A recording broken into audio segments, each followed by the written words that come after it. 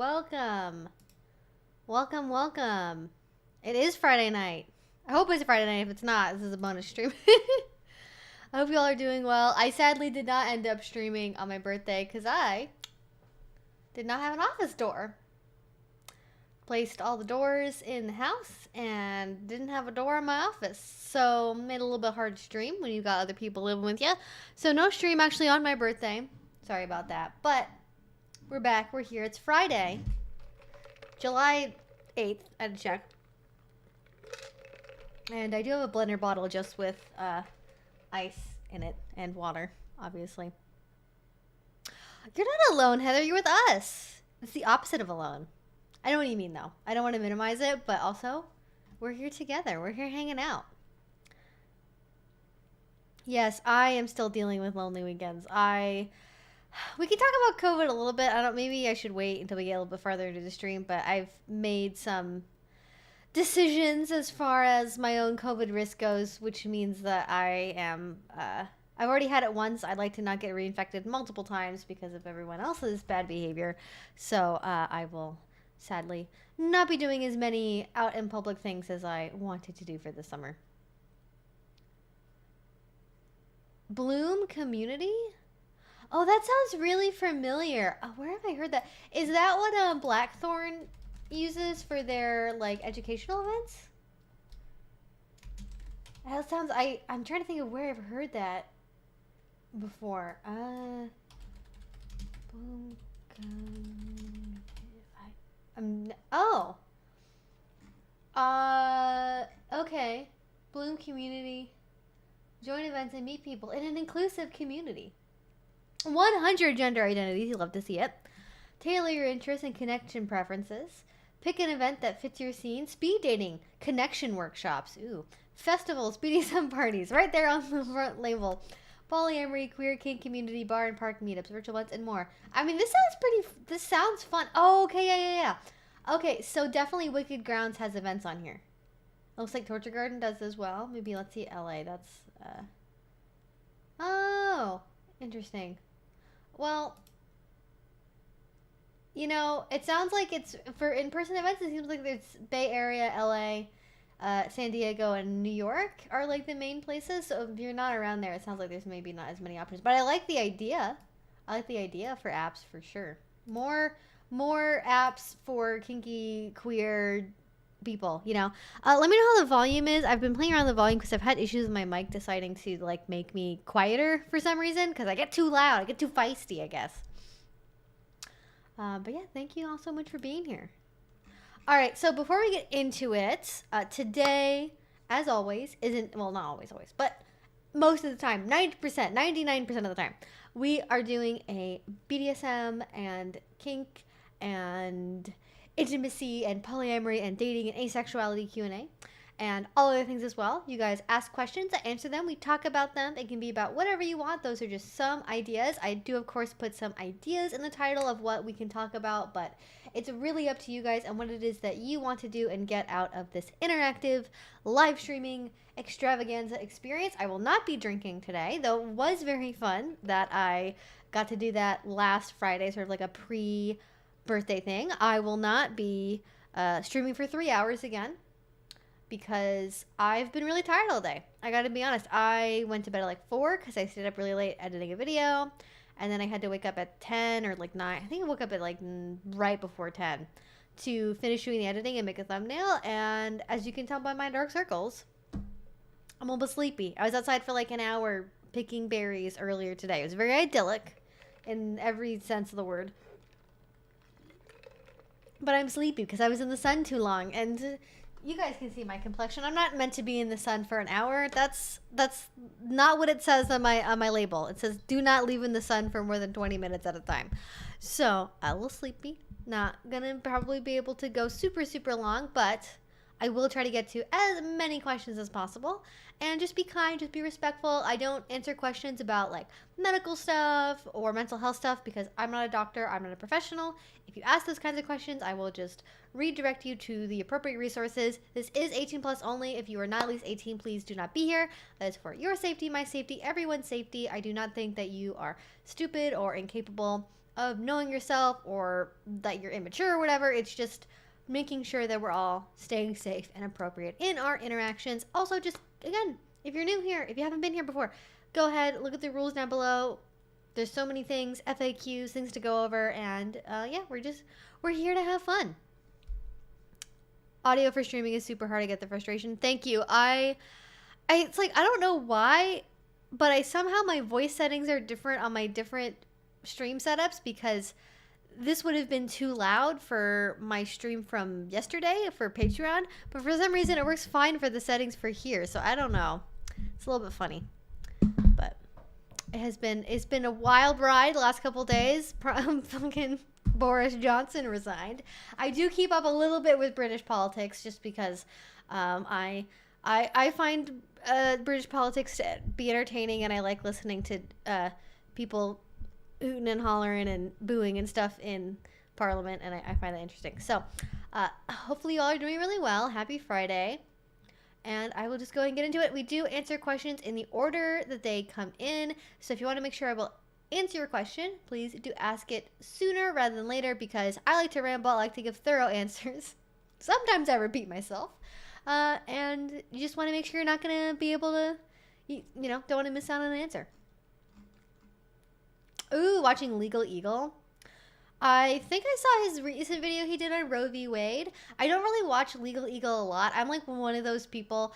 I don't really like watching like super polished YouTube content, you know, where it's like really slick production and it's, you know, sort of the, I don't know, I'm trying to think of other examples of channels like that. Like not where it's like, you know, the John Oliver or whatever, where his clips are on YouTube, but like just things that seem really overproduced. Like I like kind of the realness of like person in their bedroom, kind of just like, you know, with sort of a random background of whatever they have in their house.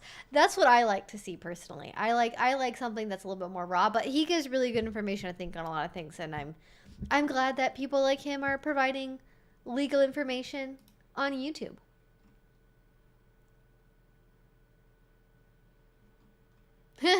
That is the EV one. It is one of the favorite puns that we have around these parts.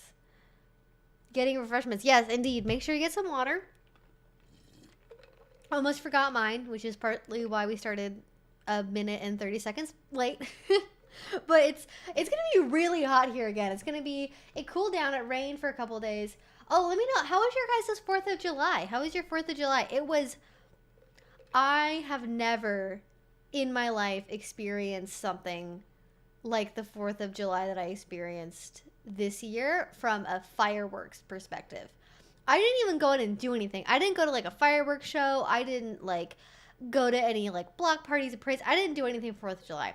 But I didn't have to, because in a complete circle around me, in every direction, there was a fireworks show. There were probably, depending on when you were observing it, there were between like 6 and 10 fireworks shows happening, like just all over the place, so loud. Like, oh my gosh, I've never lived anywhere where there's been this many fireworks all at the same time. Like they're way too hardcore. And I lived in a lot of different places. I've lived East Coast, West Coast, city, rural, north, south. Like I've lived all over, and I've never lived anywhere that's like this gung-ho about, keep in mind, illegal fireworks. They're not supposed to be legal. People are not supposed to be setting these off. But it's almost like they sort of took the stance of like, well, if we all do fireworks, they can't arrest all of us. So we're all going to have a fireworks show for 6 hours at least. Like there were fireworks that started happening on like,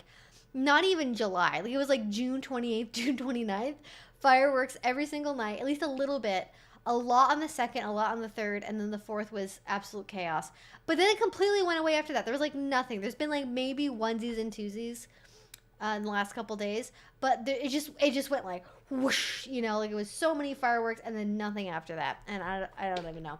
It was, you know, luckily my little dog Bandit, who is somewhere in this room, I think. I can't see her. She's being sneaky. Sneaky dogs. She does really fine with fireworks, and I just had her on my lap. We were outside for a while on the patio, like watching some of the fireworks a little bit later at night, and she's fine inside the house. She doesn't really react to fireworks at all, But when we were outside, I had her on my lap when I was sitting on a lawn chair, and I was just giving her little tiny bits of treats, like as the fireworks go off. Like when a really big one would happen, I'd give her a treat, and she would shiver a little bit when the fireworks would go off. Like she was kind of shivering the whole time because I think it was sort of like overwhelming and confusing. And then I'd give her a treat, and then she'd stop shaking, and she'd be fine. She'd be like, oh, I like this now. So I think I managed to help create maybe a little bit of a positive association with fireworks. So at least help it make them a little bit less scary. But yeah, that was my 4th of July. Didn't do shit.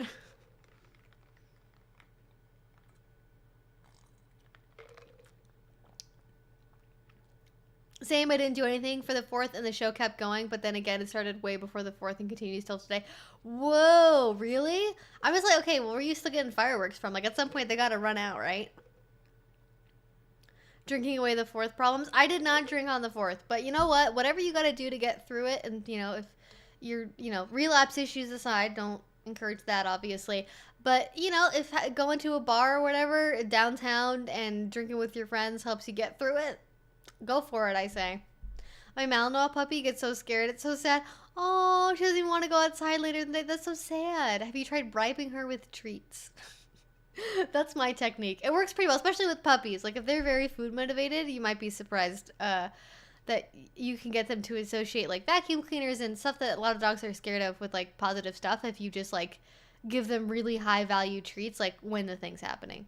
Not that I'm a professional dog trainer, but, you know, luckily, dogs are a lot easier than cats. Cats you can't convince anything of. They're like, I hate it, and this is suspicious, and nothing you do or say will change my mind. Like, that's cats. Like, they're just like, I hate it. I will always hate it. I hate you. I hate this. I'm running away. I'm leaving. Like, they're just going to hide under a bed until they decide they're done. They don't care if you've got the best food on the planet. Well, I guess maybe some cats. Hashtag not all cats. But the cats that I know of would not care. Yes, welcome. Glad you could catch it live. All right, let's get back into some questions. Thank you all for letting me know how your 4th went. I'm sure we'll get talking about that later as well. Just want to make sure I'm not missing anything.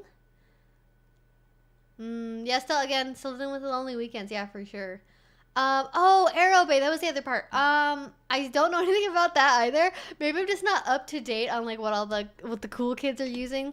But I was on Field for a long time. I haven't used it in a while because I just haven't, like, I don't know. I just haven't had any luck like finding people on there. I've looked for a long time, and there's just like there's a lot of couples, a lot of people looking for hookups, or a lot of people who like say the most non-committal shit about what they want, and that just drives me nuts. Like, you know what you want, probably, but just say it. And if you don't know what you want from a relationship, you might want to figure that out before you, like, go on a dating app, in my opinion. I feel like you should have some sort of idea and, like, be willing to be vulnerable about what your preferences are. Like, if you want casual hookups, it's okay to say you want that. If you're looking for your next long-term relationship, say that, you know? Like, I just feel like you should be able to be honest and get out there. Because it makes it harder for me when I'm reading stuff and it's just nothing but, like, casual connections, hookups, couples, threesomes, orgies, cuckolding. Like, it's like, oh, cool, you have an app to find each other on. Like, that's much better than going to the lesbian bar.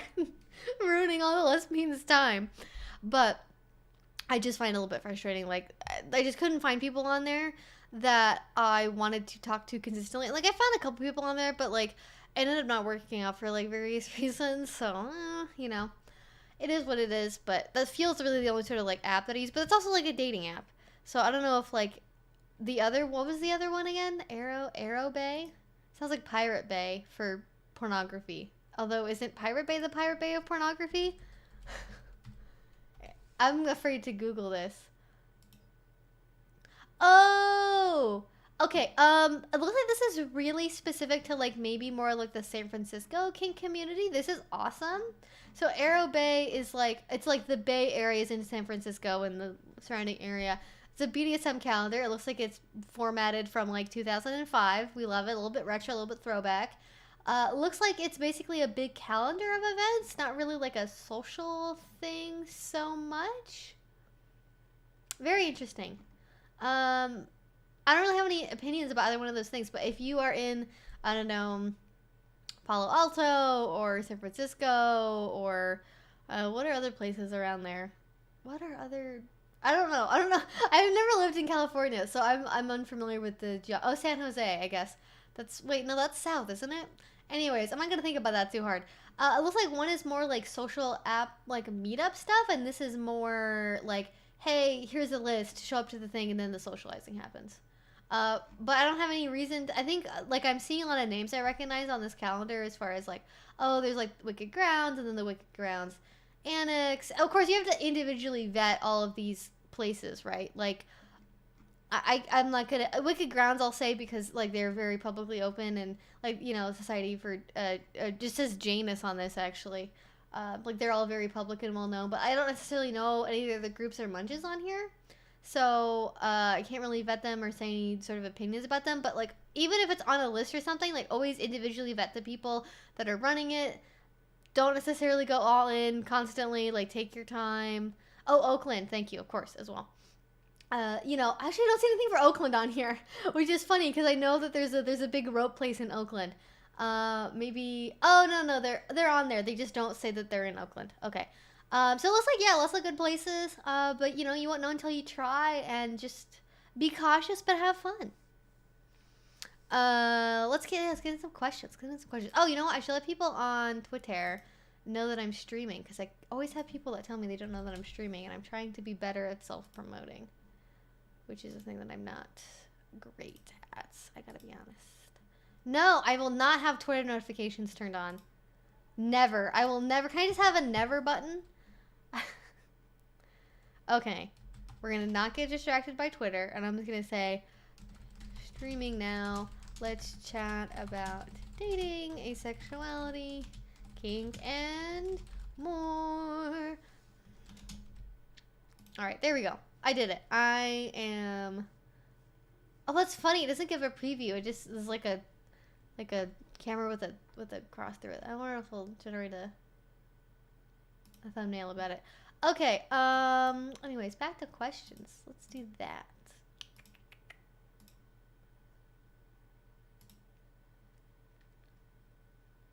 Ooh, turning in from Perth, Western Australia. How is Australia today? Middle of winter, isn't it? That must be, you know. I don't know if in Australia, do you like winter better than summer? Because I feel like spring and fall would probably actually be the preferred seasons. Because summer's probably too much and winter's probably too much.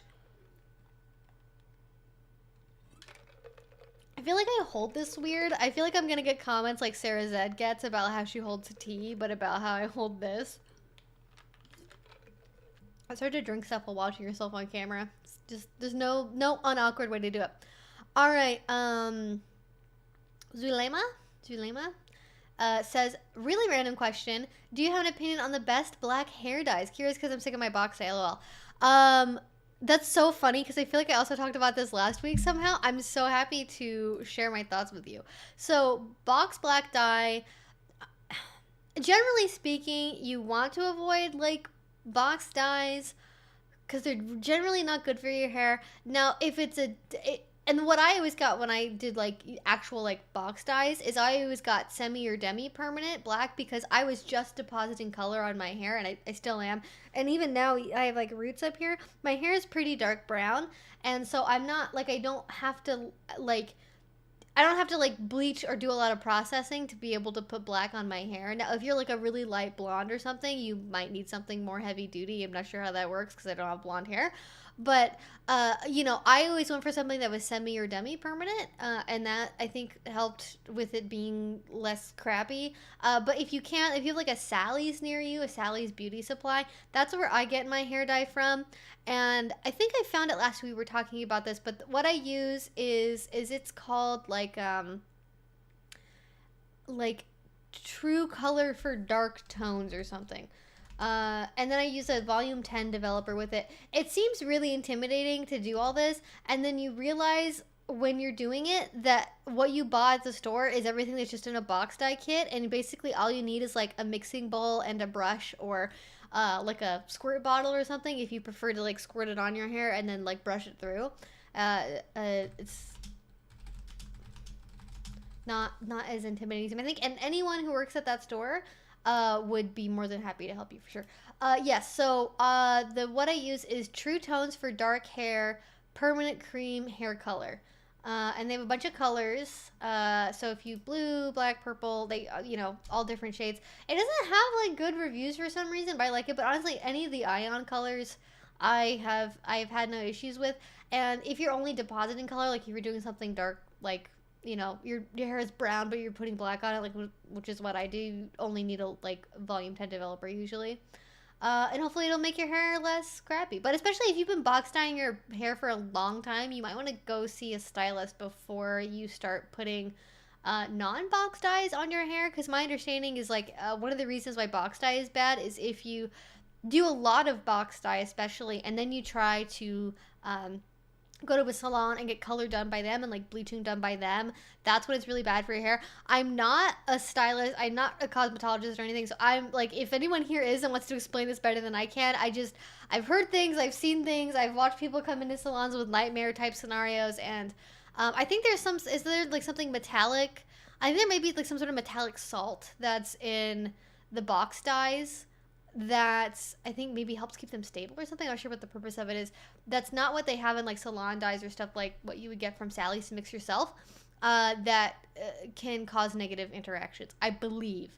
But ion color is really good. Never had any issues with them. It's super easy. You get the color, you get the developer, and then you just make sure you have the gloves and mixing bowl and all that. Super easy. And they have stuff on sale all the time, so you can totally get stuff for cheaper than you would get a bottle of box dye. Used to work at Sally's, and I would highly recommend The Good Die Young. It's cruelty-free, vegan, and developed by Haley Williams. Oh my gosh, I did not know that. I should have guessed by the name. Oh my gosh, that's funny. I don't think I've tried that before. The name, I might be thinking of Punky Color. I think what I'm thinking of in my head is Punky Color, which I tried once and I did not. I did not enjoy it. I don't think I've ever seen that in store where I've lived, but that looks really good. They've got lots of like bright colors. They've got like pink, yellow, blue, like a cerulean blue, green apple, orange. Nice stuff. Nice stuff. Well, that's my hair dye advice. And I don't really know anything about bleaching or colored hair, so if it's anything about that, I have no idea. You have to ask somebody else.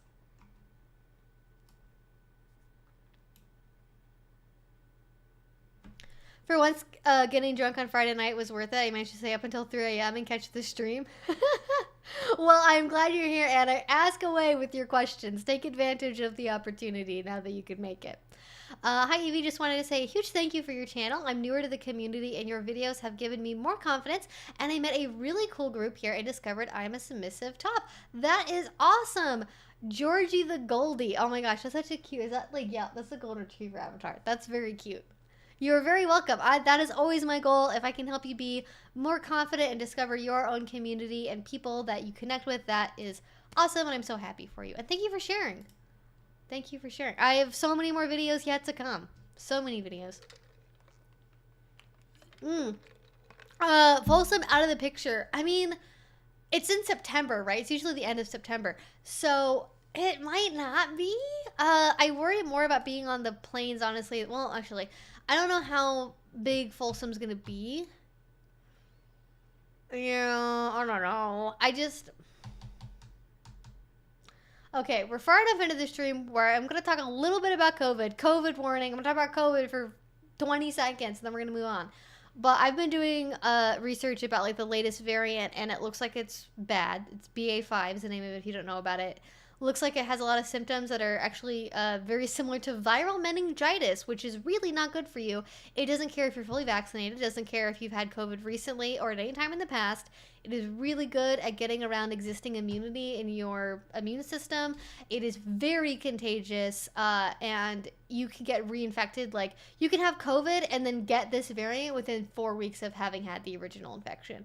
So it's any kind of like large outdoor gathering, even an outdoor gathering in person. I'm not going to dungeons. I'm not going to parties anymore. And I was already thinking about stopping anyways, just because their existing COVID protocols they had were like not enforced anyways, and no one was wearing a mask. It clearly was not well ventilated. Like, there were no windows or anything inside. There was no like, it was like, okay, this would have worked like a year ago, but like, we can't just act like we're living in a different time than we are, and I find that really frustrating because after every single fucking party this venue would host, there was always an outbreak of COVID. There were always people that would test positive in mass, like afterwards, especially in the last like couple weeks, like since like maybe not in like April, but like, you know, for the last couple months, it's like every single event there would be people who test positive for COVID that didn't know they tested positive or had symptoms but didn't care and went anyways, and then like a bunch of people would get sick. And I'm just like not down for that like, you know, maybe in a different time that would be more okay, but I just don't want to get COVID like multiple times. I'm not down for that because long COVID sounds like it really sucks, and I don't want to get long COVID. So that's the COVID spiel. That's why I'm not really going to be going to in-person events, including Folsom. I don't even know, like, I would really, really like to start going back to a gym because I hate home workouts, but I do them anyways. And I really like to do dance classes again. And I've done like onesies and twosies, but you know, and I was just about to go out and like get a gym membership now that things are a little bit more settled around here as far as my living situation goes. And I'm like, well, they probably don't require vaccines or masks. Not that vaccines really matter too much, I guess, at this point, depending on the variant. I don't know. A little bit frustrating. But online events are always an option. I'm always thankful for that. Lots of online munches, online classes. And frankly, the classes are my favorite anyways. So, you know, I'm just going to do kink at home. I can beat myself up at home for free and not get COVID. That's my opinion. I've definitely fully embraced self-play over the last year, and it's a very fun experience. Not always the same, obviously, as playing with a partner, but it gets the job done, shall we say. Although it is very awkward to realize that you have like a mostly healed bruise on your thigh and then go to a wax appointment and then have to like explain to your wax technician when she goes, oh my gosh, what's that bruise? And then you have to say, oh no, she said, what did she say? He said, what happened? And I said something fun. I didn't want to explain in detail, but she laughed it off. She was a good sport. Have you ever tried any type of blood kink? If yes, is there any safe way to do it? Sorry for asking a lot of questions. Just hype for the stream. Yeah, no worries, Jenna. So as in the FAQ, I believe, should be in the rules down below. I do not answer questions on stream of how to do edge play. I have done blood play a lot before. I have scars on my arm and my back and my legs from doing it. I've done it a lot. I've done it on myself. Had other people do it to me. And I don't answer questions how to do that. One, because the information could be misused for self-harm purposes. Two, it is extensive medical information that I have always learned from medical personnel, be that EMTs, nurses, doctors, surgeons, etc. So I don't really feel like I'm fully equipped to give like a lecture about that. There are safer ways to do it. So I will emphasize this. There are safer ways to do blood play, especially when you do it on yourself, because then you don't have to worry about like blood-borne pathogen contamination between yourself and another person. But that doesn't mean it's safe. You cannot get rid of the risk for scarring. It is an inherent part of doing any play like this, no matter how shallow, how long of a scene you do, how hydrated you are, if you use scar creams, if you use whatever. Like, there's always going to be a risk for scarring, whatever you do.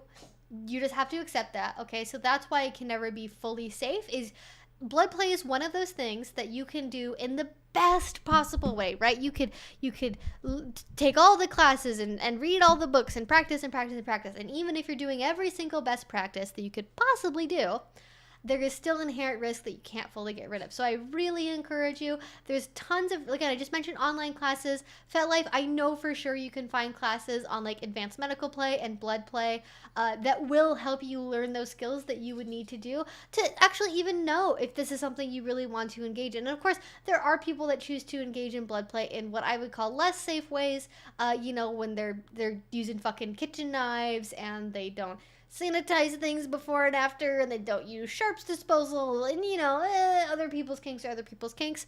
I do not encourage that. I do not support that because it is a health hazard for you. Anybody that's taking out your garbage for your partners, and like it's an unnecessary kind of risk in my personal opinion. I don't encourage that, but people do it, and just know that there are ways to learn how to do it.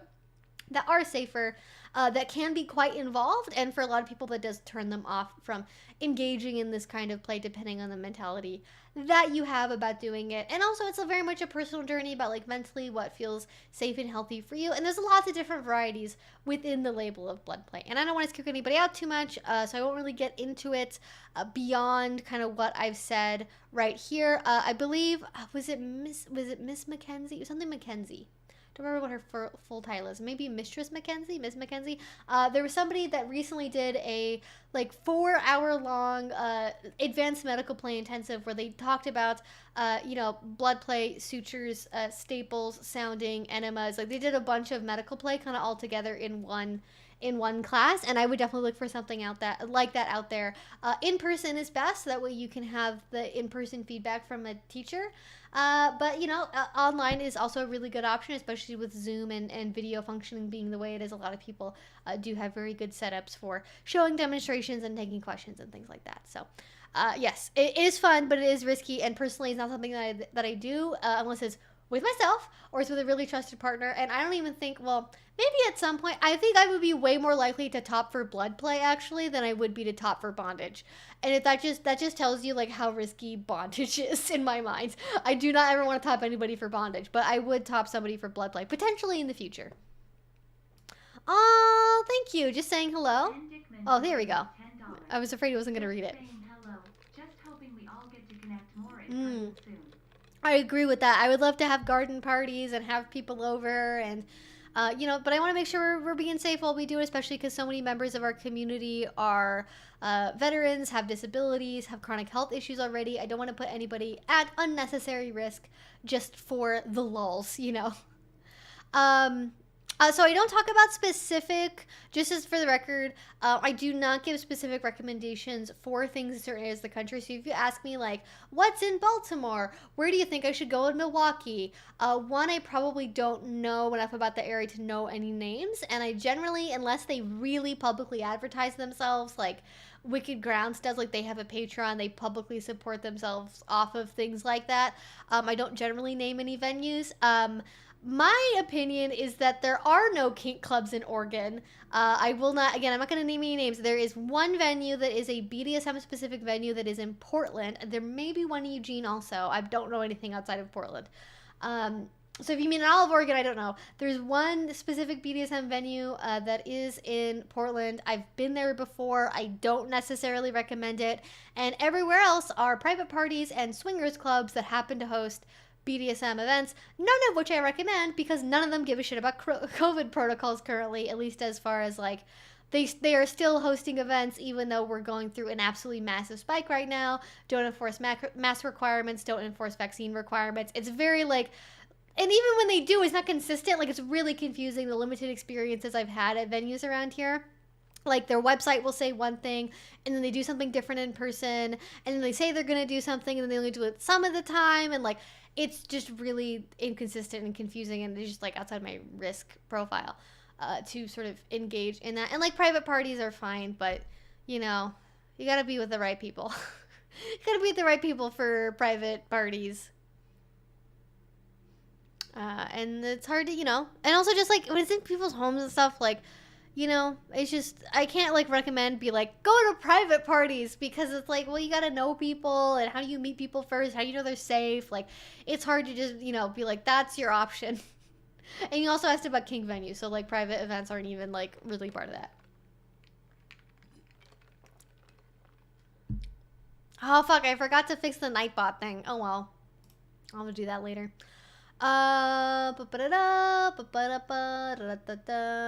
Oh, he did a second Roe v. Wade video? Oh, I'll have to watch that later.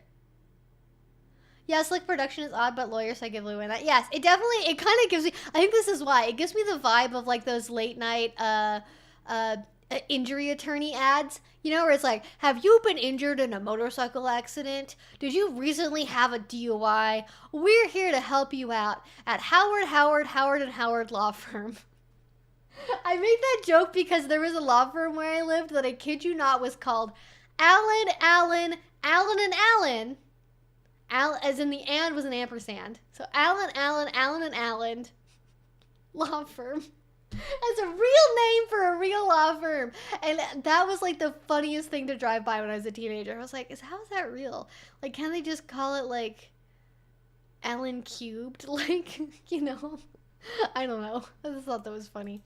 I sometimes have a very refined sense of humor. The donate button is grayed out on Streamlabs. Well, somebody just used Streamlabs. Here, let me check that for a second. I will pull up a question first, and then I will look at that. No, my birthday is the 5th. My birthday is the 5th. So, you know, we can say today is my birthday. Didn't celebrate since women don't have rights. I mean, that's the real answer. I don't really care about fireworks, but I also don't want to celebrate America, I guess. Yeah, that's what it is. All right, I'm gonna mute myself here for a second, cause this might accident. I don't know. This might start here. Oh no, I have to see myself on stream. I hate that. Ah. Okay, Streamlabs. What are we doing?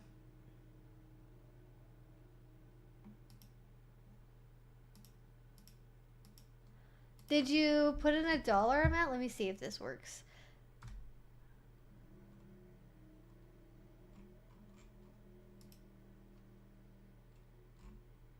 Oh, is it the big donate button on the bottom? Because there's one that's in the upper, like, right-hand corner, and then there's one where you can actually put in an amount. And if you have $0 in the donate amount, it won't let you do it. But I'm just like typing random shit in here, and I just put in a random name and a random dollar amount, and the donate button works fine. They're still in Richmond. Oh my god, people know who Alan are. Oh my gosh, you're still there. That's so funny. I think mine was probably like I didn't live in Richmond, for the record. I lived in that geographical area, but I think it was a pretty big law firm, so they probably had like other satellite offices, you know. I'm not even sure if Alan's always the first name or a last name, because I'm assuming it's all a last name, but maybe it's like some of them are the first name is Alan. I don't know. I didn't really look into it that deeply. Point being is it looks like Streamlabs is working, but you can also go through YouTube if that isn't for some reason. That may be like a country thing. I don't know, but it looks like it's working. Happy to look into that further. There could be maybe some website issues or something. I saw them as I drove home from work. Yeah. Hey, been a big fan of your content for the last year. You've been a big part of me being comfortable with my relationship with Kink. Awesome. I'm so glad to hear that, Doug.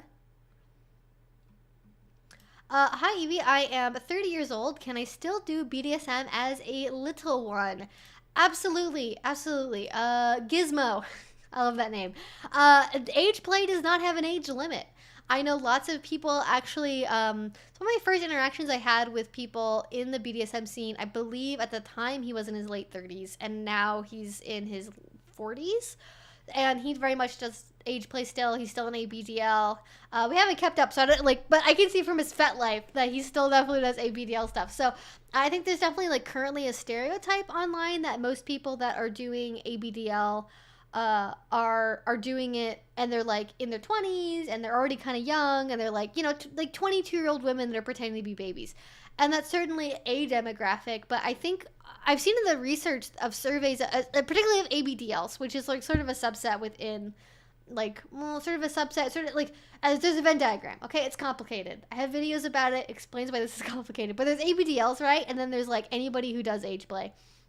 And most ABDLs are men, and it tends to skew older, although people who are ABDLs do tend to know from a younger age, even if they don't like act on it or go to forums about it or watch porn related to it or whatever. It does tend to skew male. It does tend to skew older, but there's no age limit. You can absolutely do it when you're 30, when you're 40, when you're 50, 60. I definitely know people that are in their 50s and like do age play and have like DDLG be part of their relationships. There's so many people who are in like the leather community, for example, like that are in sort of a more traditional spot of the BDSM world. You know, they've got the leather vests and they've got the caps and the pins and the badges. And, you know, they look like, you know, your average, you know, late 40s, early 50s couple. And you know, they're still rocking it. They're still doing their BDSM thing. And even though she's 53 and has 3 kids and a grandkid, in that relationship, she's still little. And actually, there is a podcast and also YouTube show now. Oh, thank you, Randall. I really enjoyed the watch party for 365 days. Are you planning to do any more soon? Sorry if you answered this before. Actually, I am planning to do a watch party really soon. I wanted to do one last week, but after I drank on stream on Fridays, on Friday. After I did that, I just had like a really rough time. Okay, I was feeling kind of run down. I don't know if it was like fully a hangover, if it was like anxiety, stress. I've been dealing with a lot of like, we're not gonna talk about my mental health problems, but it's been bad recently. And so I didn't get to do that next Saturday. But we're planning on doing a Miyazaki watch party sometime soon. I don't think it's gonna be this weekend. I haven't talked about this. I'm actually going to get not an IUD, though it is an insertable contraception device. I don't know, well, because IUD stands for intrauterine, so it can't be that. I guess it's just called an implant. I guess that's what it is. I'm getting Nexplanon. I'm getting. Well, we'll actually be in this arm because I'm left-handed. So in my right arm, I'm going to be getting Nexplanon, and I don't know how much that's going to be taking me out or not. But I'm changing to a little bit longer form of birth control. Speaking of women not having rights in this country anymore, you know. Well, I'm going to put something in my arm that's a little bit harder for the government to take out. A little bit harder for the government to stop producing than, like, the NuvaRing is. And I like the NuvaRing. Nothing's wrong with it. I'll make a video about it. I am planning on doing a video probably within a couple days of when I get the Nexplanon done, and then doing, like, sort of an initial thoughts and like the process of getting it done while that all is still fresh in my head, and then doing like a 3-month update like I did with the NuvaRing, and then like a year, and kind of comparing the two and seeing what they're both like. I just wanted to get something that was longer acting, and I've had family members that have had like really bad experiences with an IUD. Like I think one of them, like it like perforated her uterus. So, and I've just like had friends that have passed out getting them done, and like if I could get a different implant that's also long acting that doesn't involve me passing out getting it done, that's what I'm gonna do. So that's my weekend that I have planned so far. So probably not this weekend, but probably either sometime this coming week or maybe the following weekend. I would like to do a watch party. So the tagline, the one that goes in the arm. Yes. That's how you know what the difference is. I did. Okay, did I mention Nexplanon last week? Okay. I don't know if I specifically said when I was getting it done, but I gotta drive like a hot 45 minutes away to get this done. So it's gonna be a long day tomorrow, because from my experiences, Planned Parenthood is great, but even on the best of days, they're pretty behind schedule. So, you know, yeah. Oh, I am planning on doing a video on middles. That is on the list. I have one, but it's really fucking old, and so I feel like I could definitely stand to update it, but there is definitely one. And I would love to do an interview with the middle, but I don't know any, sadly.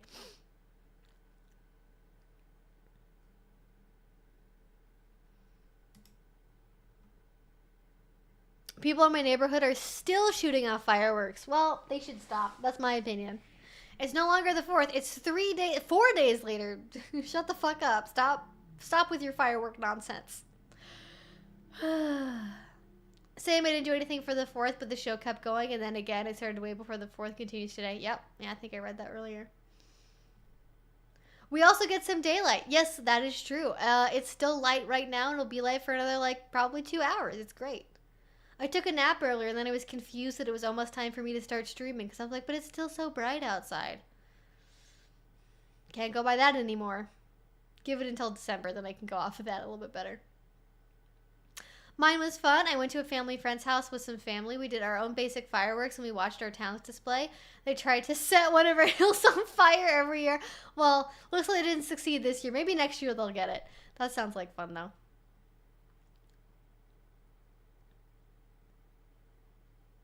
I live in the Bay Area, so it seems easy to get. However, I think now even the street dealers play with them, which is the worst.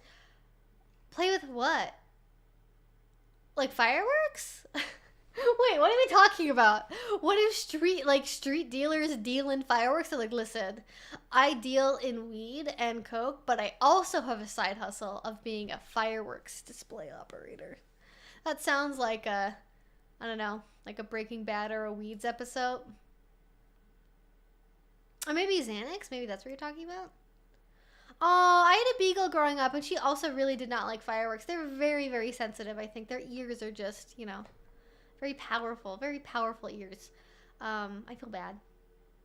Sometimes doggy Xanax doesn't help, but you can try your best. Oh my gosh, thank you so much, Hadley G. Crutchley. That's very British. I love it. Oh, sorry, I have still muted. There we go. BDSM relationship with my friend, mutual crush, and I'm so excited. We watch your videos together to help. That's so great. Oh my gosh, that is awesome. I listen, watching my videos with your mutual crush is like super cute. Sorry, I only got to play part of it. I forgot I had to mute it so I could check my description box without having infinite echo play in my video. But yeah, that's awesome. So glad you guys can watch, and thank you for the donation. Cats are too smart to be tricked by food. Accurate.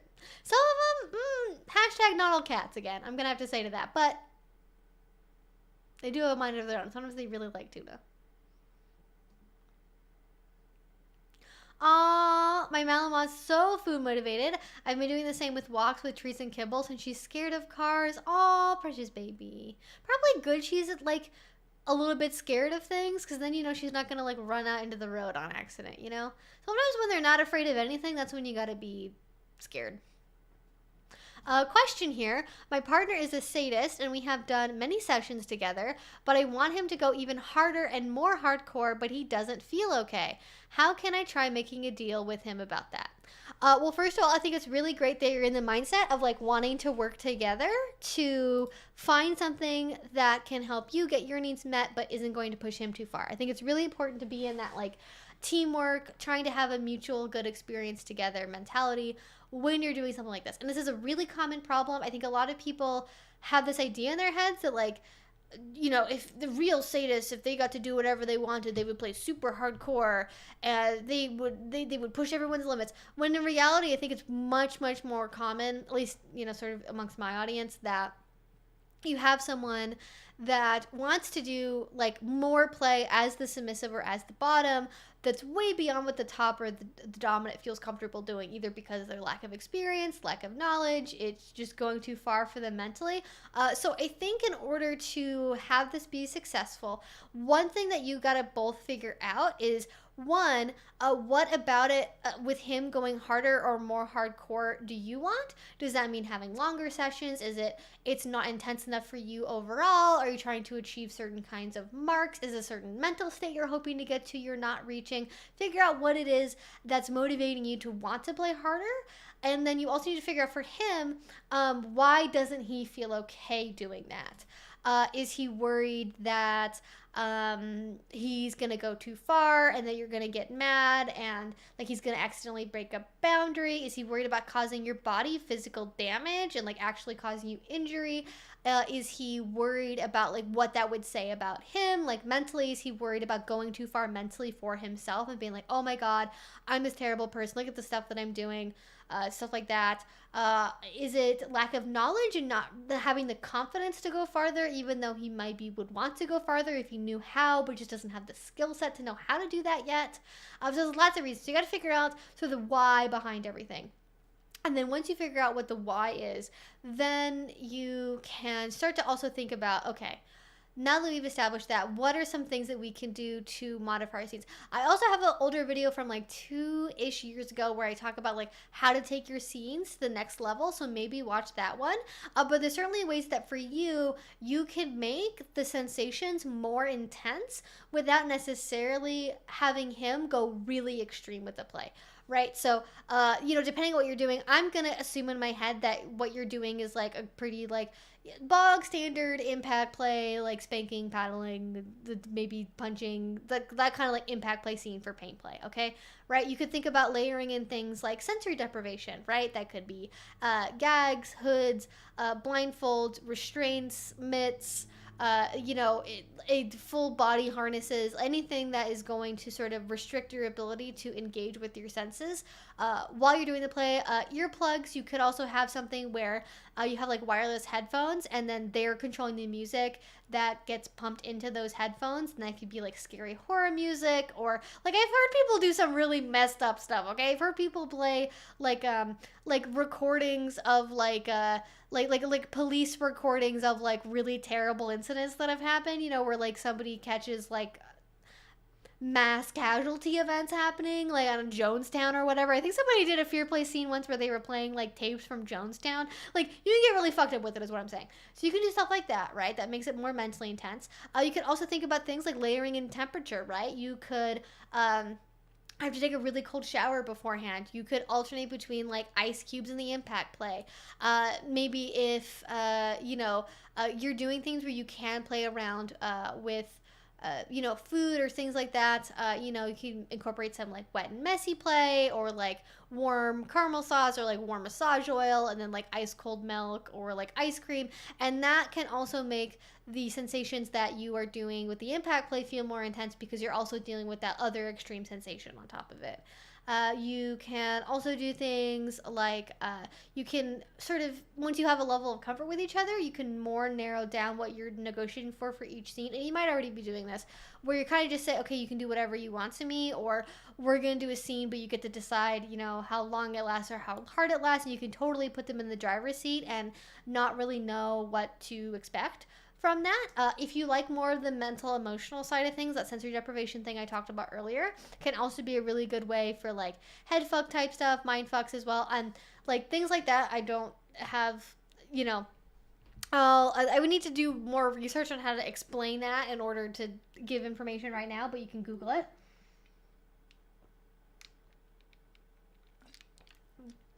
You can also skip warm-ups. That's a really big one. A lot of people, especially when they're newer, warm-ups are really, really recommended because it helps warm the skin up for the play, so there's less extreme marks. It ends up feeling more pleasurable, but things like cold caning and cold paddling can also make it feel more intense, even though you're not necessarily playing harder than you would at the peak of a scene. You're just getting there sooner, basically. But yes, if you have, ice cream.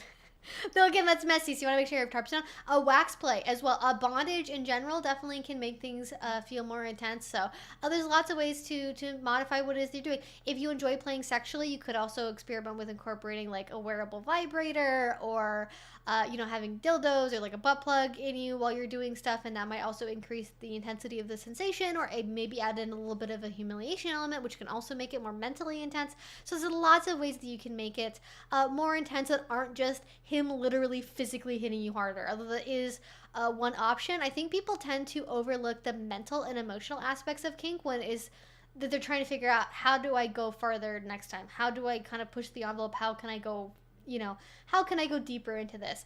And while the physical stuff is really nice, obviously, and that's, like, you can argue about whether or not, can you have a BDSM scene that has no physical elements at all? Can you have a BDSM that has no mental elements at all? Like, I think there's almost always some layer of both in there at some level. But yeah, don't overlook the mental and emotional parts of it. But honestly, what it is you end up doing is really going to be determined by what it is you discover in that conversation. And like, and also you have to remember, like, as the top, he's allowed to have limits, right?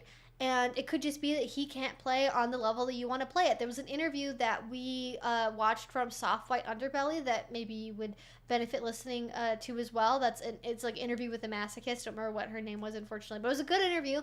And she talked about that it was very hard for her as a masochist to find people who genuinely wanted to play on the level that she wanted to play at as a bottom. And then when she found those people, it was really, really, really fulfilling. So it could just be that they just have a certain set of limitations that they're not willing to go past. And that's fine. Like, tops and doms can also have boundaries and limits, and they shouldn't have to do something just to make their partner happy, in the same way that we wouldn't expect bottom to do something just because it makes their partner happy. There's always wiggle room for negotiations, but there's like, I don't really want to do it and I do it for you, and then there's like, I really don't want to do this, but you're gonna make me, so I guess I'll do it. And you want to be in the area where you're both still getting something out of the scenario, and it's not just like, not selfish exactly, but you don't want to like, ignore that other people have their own limitations as well. So, you know, just be really careful when you're having that conversation that you're not like putting it on them as being like, well, you're not satisfying me. And I'm not saying you would say stuff like this, but like just be consciously aware of this when you're talking, that to not like, don't make it sound like you're blaming them for not being able to go hard enough, or implying that they're like a pansy, or that they can't go hard enough for you, or they're not a real dom, or that you like aren't into them anymore. Like you gotta like, you know, a soft touch. Okay, the diary is the place that you have, so that way you can vent your frustrations, or in this chat I guess is also fine. But in real life, if you want to continue to play with somebody, especially the dom or a top, a lot of newer doms and tops have a pretty soft ego, just because it is a really hard thing to hurt other people consensually and like mentally process that. And if they feel like they are not being respected by their bottom partners, it can be really hard to get back from that. So just be cautious, but it's totally a conversation you can have. And then again, like I already said, just to emphasize, what you actually end up doing is going to depend on your conversation and what you find out about like what the actual limitations are, and are those hard boundaries of I don't want to do this, or is it, well, I don't really know how to do that yet, or I'm worried you wouldn't like that, or I'm not really sure how to do that in a scene, or that seems awkward. Like there could be a million other reasons, right? So you got to figure out what those million other reasons are. It's not the master and slave video. It's called like masochist or submissive or something. But it's on Soft White Underbelly, and it's one of the more recent ones. But it's older than the master and slave one. Oh my gosh! Welcome to your first stream. Ask questions away. Love answering questions. That's such great advice. I've accidentally made that mistake with a girl once when I was much younger. Being careful with your words is always a good idea. Yeah, like you don't just sugarcoat it. You don't lie. Don't sugarcoat what you're saying to like be like, you know, to the point where it comes across as being manipulative. But this is the thing. I think a lot of people that go really hardcore, like the radical honesty pathway, there's like this certain like category, especially of guys, where they like, well, I'm living in a radically honest way, and they use that as an excuse to just be complete douchebags to everyone around them and say whatever mean thought it is they're thinking in the moment. You don't have to do that. You can be truthful, but you can be diplomatic about the way that you're telling the truth. And that's the important part. You got to know when is the right time to say something, and when something doesn't necessarily need to be said, because it's not going to be productive. It's not going to bring you closer together, but it's not also information that they'd like need to have either. And then like maybe as your relationship gets deeper and you become more comfortable with each other, then you can start to talk about like, you know, earlier on in a relationship I felt uncomfortable, or I felt, you know, insecure because of XYZ thing. Like when you have more of an established basis in that, then you can get more into those vulnerable emotions. I had a sub breaking me hard and screamed at me aggressively. Took a long time to feel comfortable doming again. Yes, exactly. And that's the thing. I think as somebody who is primarily submissive, I like, this is the thing that I wish like more submissives would realize when they're trying to push towards harder and harder stuff, is like the way that you see each other in a scene can be pretty different, right? So from your perspective, you're like, oh, this is awesome. I can totally handle this. And you think your bandwidth for intense play is like here, right? Like it's across the screen. There's so much bandwidth for intense play. And for the dom or the top, they might have the perception that whenever you're playing with them, they have like this much room that they have to walk down between like fun, enjoyable time and violating consent and like doing something terrible to someone. And so you might think, oh my gosh, there's so much wiggle room. Why can't we do more with this? Why can't you go harder? Why can't you do this, that, and the other? And then as the top, you're like, you listen, there's boundaries, there's limitations. You told me not to do XYZ thing. I know this is a limit. I shouldn't do this. I shouldn't do that. All the shoulds in the world. And so they might feel really nervous about going outside of that, because it seems like they have this much wiggle room. You think you have this much wiggle room. It's probably somewhere in between those 2 points, as is often the case. So you got to be careful. I recall that you made a video about whether people with mental disorders could practice BDSM. Could you also make a video about things to consider while being in a DS relationship with someone who is ADHD? I have talked about neurodivergence in videos before, and I have done interviews about this. I do not have ADHD. Shocker, I know. Personally on the internet, I don't have ADHD. I have I don't think I've dated anyone who doesn't have ADHD since I was like in high school. So I have a lot of experience being the non-ADHD partner in an ADHD relationship. However, I think what would be better for that is I know there are classes that people have done where they've talked about navigating DS and navigating BDSM as somebody with ADHD. There's a conference called Thrive that happens every year, and I think it's like called like Ooh Squirrels or something. Like it has a cute kind of funny name, like Ooh Look Squirrel, and it's very cute. It's a class that's focused around like ADHD and kink. But if you ever have the opportunity to like interview somebody that has like an ADHD has ADHD, or maybe their partner also has ADHD, and like they have a DS relationship and they talk about that and they're educators about it, I would love to do an interview on that subject at some point if I could find the right person for that. I would say that it is really common. Obviously, a lot of people, especially in the BDSM scene, do deal with ADHD. Is not a disqualifier by any means. It just requires a lot of negotiation and compassion, and I think especially if it's the submissive partner that is dealing with ADHD, I think you have to be very flexible with what you think submission looks like, if that makes sense. Like if you have somebody in your life that has ADHD and they just if you tell them to do something at 9 a.m., they are not going to remember it at 10 a.m. Like you're like, oh, I told you to take out the trash. And they're going to be like, was that before or after I watched the YouTube videos? Like, like they're going to just not have it in their brains. And it's not because they don't want to be your submissive. It's not because they can't be. But certain things that I think people use as techniques or expectations in non-neurodivergent or is that the phrase? I feel like I'm messing it up. There's things that people do in neurotypical relationships with neurotypical people. I don't know if like neurotypical relationships. Things that people do with neurotypical people with certain expectations they have that just simply do not work with certain people depending on how ADHD makes their brain the way that it is. And so like you got to be able to like think about that and not like compare the way that your DS works to the way that other people's DS works, because it's about what works for the people in the relationship. And if that means as the dominant partner you leave up a list of reminders on the fridge every day and that's like what works and they know to check that and they know to read that, great, awesome. If that means sending them like text message reminders on like a schedule where you've got something automated going where like every hour you send them an automated text message, like great, awesome. Find something that works for you. There's so many suggestions on Twitter for people that have ADHD, not for DS relationships but for like life management stuff that I think could be really helpful as applied to a DS relationship. And just knowing that, hey, that's your brain. You got to work around, you can't pretend that a tool you have is a different tool. Like, if you have a hammer, you can't pretend it's a shovel. So don't try to treat it like it's a shovel. Treat it like it's a hammer. Use the hammer the way that the hammer wants to be used and is able to be used. Don't try to make it a shovel. Like, I don't know if that's a good analogy, but yeah.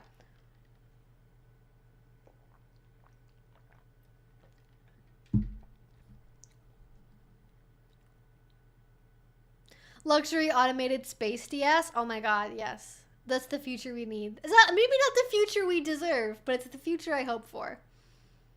It's not cookie cutter, just communicate and work together. Amen, sister. I mean, it's a solution for any kind of relationship that you have, be that ADHD, be that people dealing with seasonal depression, anxiety disorders, health, like anxiety. Like, it doesn't matter what it is. If you are dealing with something, communication will help you figure out how to do it, and trial and error and being open to that process. You got to be open to the process. If you're expecting it to be perfect or just work, like, you want the idea of the relationship more than you actually want the relationship, I think. Because relationships take work. Even if you guys are super compatible, super bonded, you're so in love, you're like, oh my gosh, the moment I saw her, stars were in my eyes and we're perfect together. Like, your relationship can be as ideal as possible, but still take work to navigate out those details. And that's okay.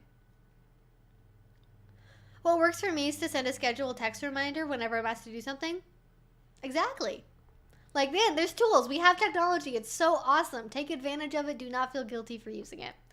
All right, let's see. Next question here. Okay, we talked about playing more hardcore.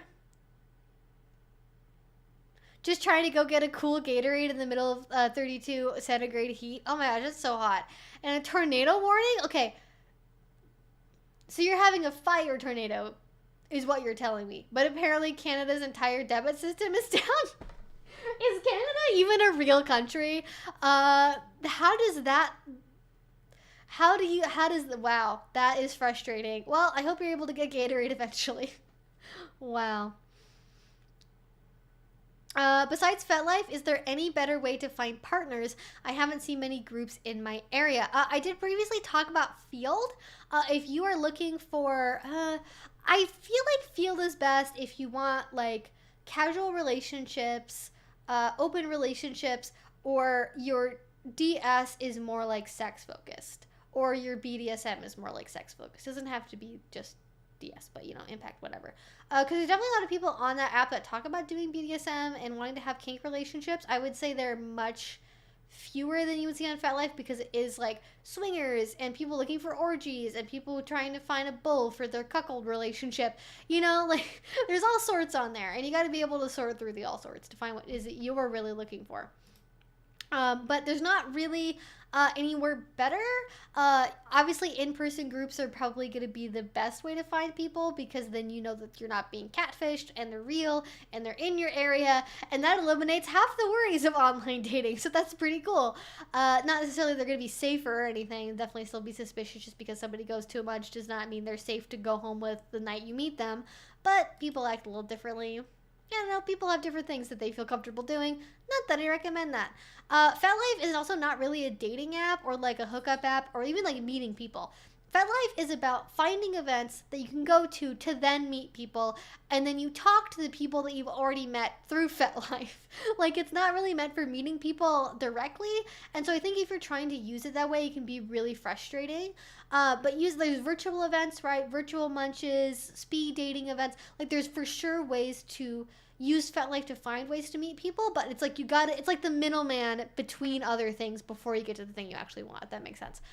If you're looking for a dating relationship, OkCupid does let you answer a lot of questions that can be more kink-oriented, and you can be openly kinky on OkCupid. It can be hard to find people that are also, like, openly kinky, but, you know, sometimes it works. Sometimes it works. Yes, there are, in fact, real singles in your area that want to meet. Hot singles. Get them while they last. Singles as in singles of craft cheese. They're on the sidewalk. They're melting. Oh, God.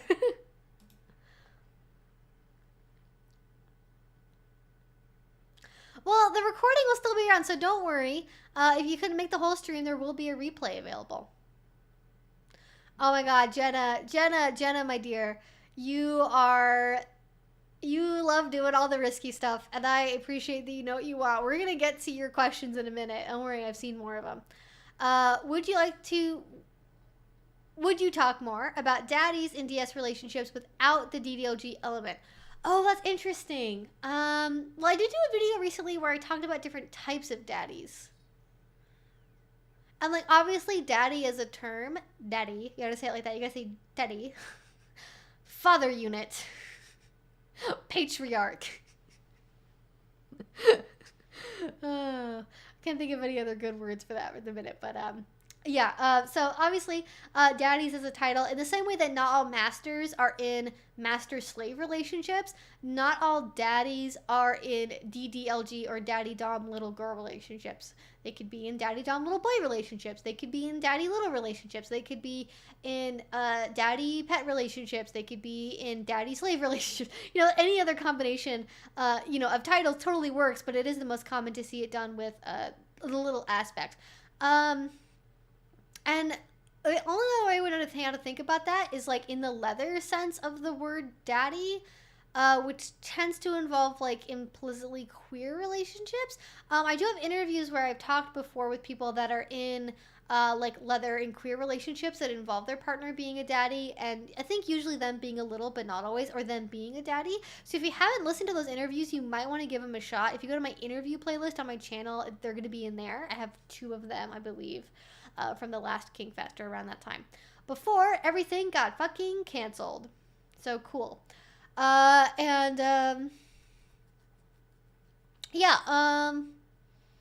I mean, honestly, it's sort of like, I guess, do what you want. Like, you can, it's up to you to define the label. It's up to you to define how your relationship looks. And if you decide that you want to have a relationship with a daddy or be a daddy, but not have a little partner, go for it. That's awesome. Do it.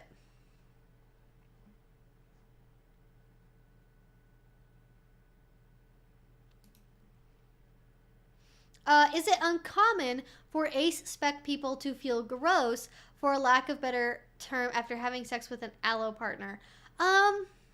Is it uncommon for ace-spec people to feel gross, for lack of a better? I am not sure how common or uncommon that is. I would say for a non-zero, because then you gotta, like, you're already sort of like, okay, you have to think about ace people that are not so repulsed by sex that they would be able to have a relationship with an allo person. And they're also not so repulsed that they'd be willing to have sex at all. And so you're kind of already within a percentage of ace people by that point. So I would say it probably is not uncommon for at least some ace people, at least some of the time, to feel negative feelings after sex, because that happens to everyone. Like, sex can be, not always, it can be full of emotions. It can be a very intense mental experience, a very intense emotional experience. And because of that, like, sometimes you just start crying afterwards. And it's not because you're, like, really sad. You just can't have, there's all these feelings that have been built up and need to be released. By the way, I do have a Halloween blanket that I'm currently rocking. Hope you guys like it. It doesn't matter how warm it is outside, unless it is 105 degrees, there's going to be a blanket near me. I just like blankets, okay? Listen, I'm a blanket girl. What can I say? Anyways, getting back to the question. Yeah, I would say, I would say it's probably less than 50%, but more than 10%. That would be my ballpark estimate for how common that is, at least some of the time. I think you'd have to look at, like, is it every single time it happens? Is it just for certain acts? Is it just dependent on, like, day by day? Some days it's better, some days it would be more, like, emotionally activating. But yeah, at least some of the time. Because I've experienced that as well. I would say for me it's not super common because I tend to be more indifferent than anything else. So I don't really tend to feel a lot of disgust. Just sort of like, okay, that's done. Anyways, gonna go back to doing the dishes now. Like, I tend to have a very, like, nonplussed attitude about it. So I don't tend to have a lot of, like, really long-lasting negative emotions afterwards. It does happen sometimes. Like, if it's like, I feel like my partner is, like, ignoring my asexuality and is, like, trying to make me not be asexual, or I felt disrespected in some way, or, like, there's other negative emotional content there that I think would make me feel more of that, like, disgust response or feel uncomfortable, but not really so much just, like, the act of sex itself, if that makes sense. But that seems like a thing that would be fairly common. Anyways.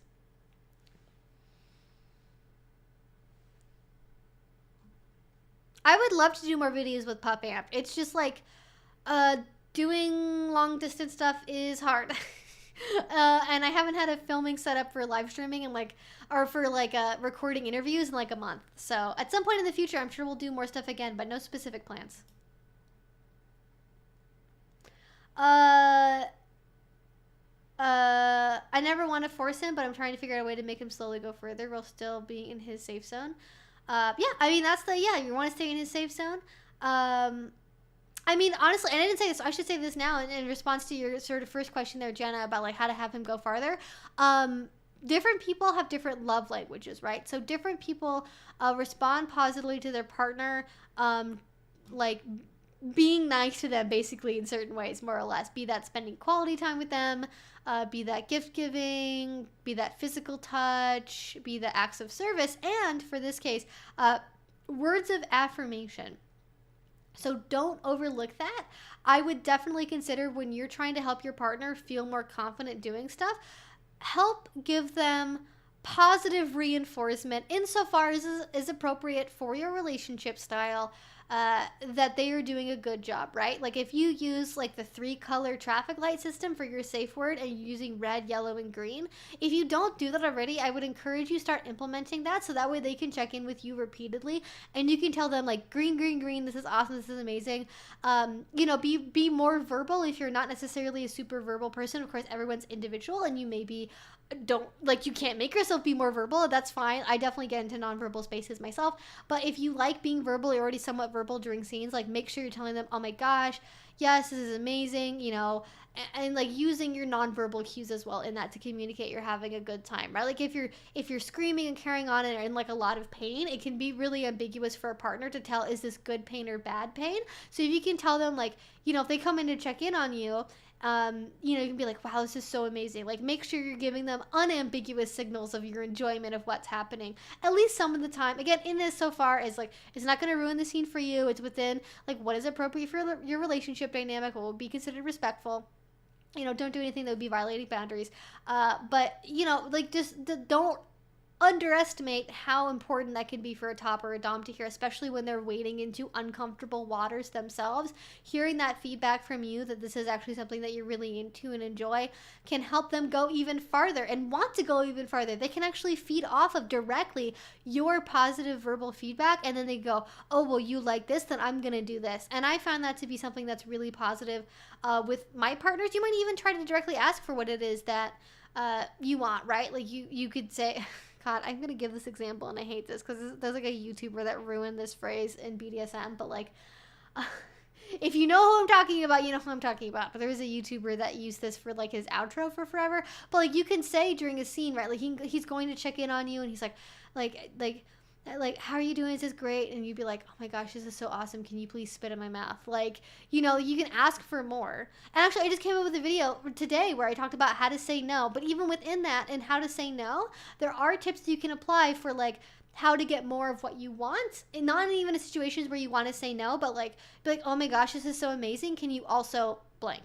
Now, keep in mind, this gets complicated when it comes to the area of potentially renegotiating in the middle of a scene, right? So I think we talk about this more with submissives and bottoms, of being wary of people renegotiating like in the middle of scenes, but also for tops and doms too. Like, make sure that they know up front if you want to do stuff like that, if you're open to renegotiating in the middle of a scene, or if you don't want to do that, then you have to make sure you're asking only for things you've already negotiated for are okay in the scene itself, right? Like if you said bondage is okay and spitting in my mouth is okay and blindfolds are okay and spanking and caning are okay, right? You can't then ask them to punch you in the vagina. Like you can't go, oh, I asked for these things, but then here's this random other unrelated like a 6th or 7th thing that I want that we didn't talk about. Like you got to stay within your parameters, but you can ask for more within those parameters. And especially I think things with like begging and crying in like a BDSM context for doms and tops can actually be really, really motivating. So it doesn't even need to be like super saccharine, like, oh my god, this is like so amazing, this is the best thing that's ever happened to me.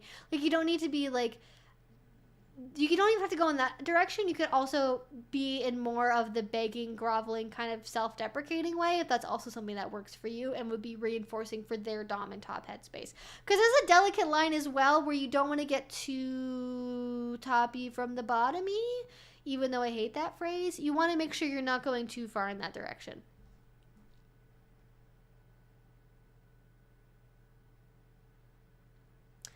This is scary to ask, but if you've never gotten off, do you think that's a physical issue or a mental issue? Or can being on the A-spec factor into stuff like that? Hopefully it's not a dumb question. Oh no, not a dumb question at all. There are a lot of issues that people conflate with being asexual. So like chronic low sex drive, hypoactive, what is it? It's HPDD, hypoactive desire disorder. Thyroid conditions, right? Hormonal issues can definitely be a factor as well. So there can be various medical and psychological reasons for things that seem like asexuality.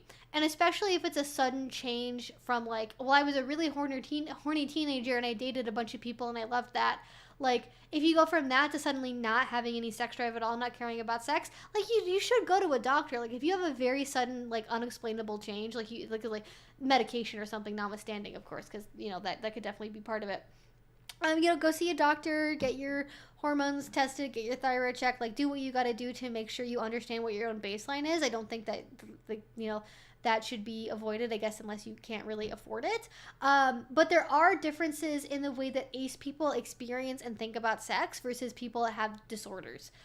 Because for a lot of people that, for example, have like hypoactive desire disorder or have like a chronic low sex drive or low T or something, it is an issue where it's like, I wish I could have this and I wish I could have this thing back that I used to have. Like they want to, and they actively fantasize about, having sex with other people. They want to have sex. They want to be aroused.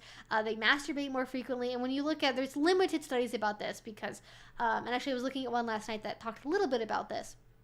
There's limited research indicates there are meaningful differences in the way that asexual people experience sexual desire, fantasy, and masturbation compared to people that have like disorders or hormonal issues or just like a control group. Like most people, if you're looking at the general population, right, even amongst people that have hypoactive desire disorder, even amongst people who have a chronic low sex drive, even amongst people who have other issues, like 99% of them have sexual fantasies. About 60% of asexual people do. So like, there's a really big difference, again, according to like one study. And I think this has been replicated in other studies with sort of a range of sort of a range of about like 15%, I think, on either side of that in terms of like people experiencing fantasy. Because it depends on how you define what counts as a fantasy or not, which sort of is a tricky question to get down on a survey as opposed to like more like qualitative, like one-on-one interviews. But definitely there's a big difference in the way that like ace people versus non-ace people, even those that have like low sex drive and other things, how they experience fantasies, how often they masturbate, what they masturbate thinking about, like if they have sex with their partners, like if they have fantasies, do those fantasies involve other people or not. Like there's certainly ways to tell the difference based on like those sorts of things, I guess. So I don't know if that's really helpful to hear or not, but certainly there are people that, for example, a lot of trans women when they originally go on hormone replacement therapy, and I think for quite a long time afterwards, I'm not sure if it's permanent or if it's temporary because I haven't gone through that, but a lot of trans women do go through basically just having like no sex drive anymore for a pretty significant amount of time, to the point where they maybe start identifying as asexual. Or it feels like being asexual compared to what it was they experienced previously. That can definitely happen, but it's very much individual. But the thing is that like it's also about distress, right? Because like distress is an important factor in determining if something is like a mental health issue or not. Because a lot of ace people feel comfortable being ace. Like I don't feel uncomfortable in and of myself because I don't experience sexual attraction like very often / ever to other people. However, you can, as an ace person, I think, experience a lot of discomfort and shame and issues and guilt because of how other people make you feel, right? Not fitting into society, being rejected by friends and family, experiencing a lot of judgment, like a struggle finding romantic partners if you're somebody who's just asexual but not aro ace. Like there can be a lot of struggle and conflict that comes from outside as a result of your personal identity.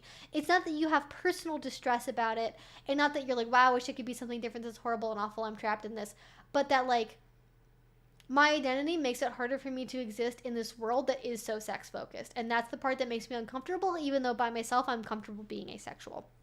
So if it's something where it's just like the friction is external, then that's not like just by itself something I think that would mean that like being asexual is like inherently disordered, or if you like don't care about being ace or not, but like your parents or your partners are really judgmental about it, then that's not really the same thing as like personally experiencing a lot of internal discomfort about it, which is another thing that makes it different from like hypoactive desire disorder, where there is a lot of internal discomfort about the lack of desire and the lack of ability to become aroused or have a certain physiological response, which is also another part as well, right? Because like ace people don't necessarily have problems with like the biological parts of like being aroused, like they can physically do it, like the parts work, like the parts, generally speaking, not all the time, but they like they produce the lubrication they're supposed to produce, they are able to maintain an erection, like they're able to do the things the parts are supposed to do. There's not some kind of deficiency in that department, it's just that like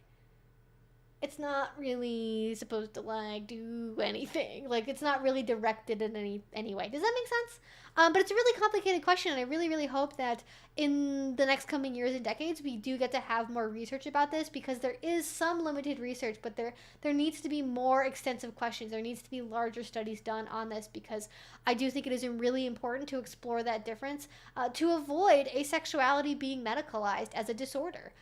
In the same way that kink has been medicalized as a disorder, in the same way that trans identity has been medicalized, in the same way that, like, you know, so many marginalized groups have been medicalized, and I don't want to see that happen to asexuality, because I think we've gotten away with it so far, because we've gone, like, completely under the radar, because we just go under the radar. Although, again, like, hypoactive desire disorder, definitely, I think it's, especially in situations where the patient isn't really in control of the environment. Like if you're in like a, you know, like a forced inpatient type environment, you may end up getting diagnosed with that, even if you don't necessarily like experience any personal distress about it. So there are situations I think where it is somewhat medicalized, but I don't want to make that more extensive, I guess, is what I'm saying. Thanks, Evie. I've always felt extremely alienated for not wanting or being interested. This was so helpful to hear. Yeah, totally, absolutely. It is absolutely not alien. It can, like, again, for me personally, in and of myself, I don't feel weird about being asexual. It's like other people around me that make me feel weird by being different from them, and then they feel bad because I'm different from them, like it's my fault. And I'm like, well, listen, I can't help it that I don't organize my entire life around obtaining sex. Okay, like I don't know, like that seems like a you problem. I wish I had a hair clip. Do I have a hair clip? I really should just keep a hair clip in here. Because at some point, I hate having my hair on the back of this chair, and I just want to get rid of it. I just want to not have it be there.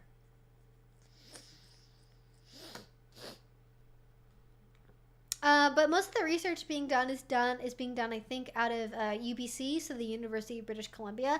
So if you are in the mood for reading some research papers, it's mostly survey data at this point, comparing people who identify as ace versus people who do not identify as ace, and it's pretty interesting stuff. But what? Okay, I thought my door was being opened. I was about to freak out. I was about to freak out, and then I did not have to, because I was like, oh my god, my secrets are being revealed.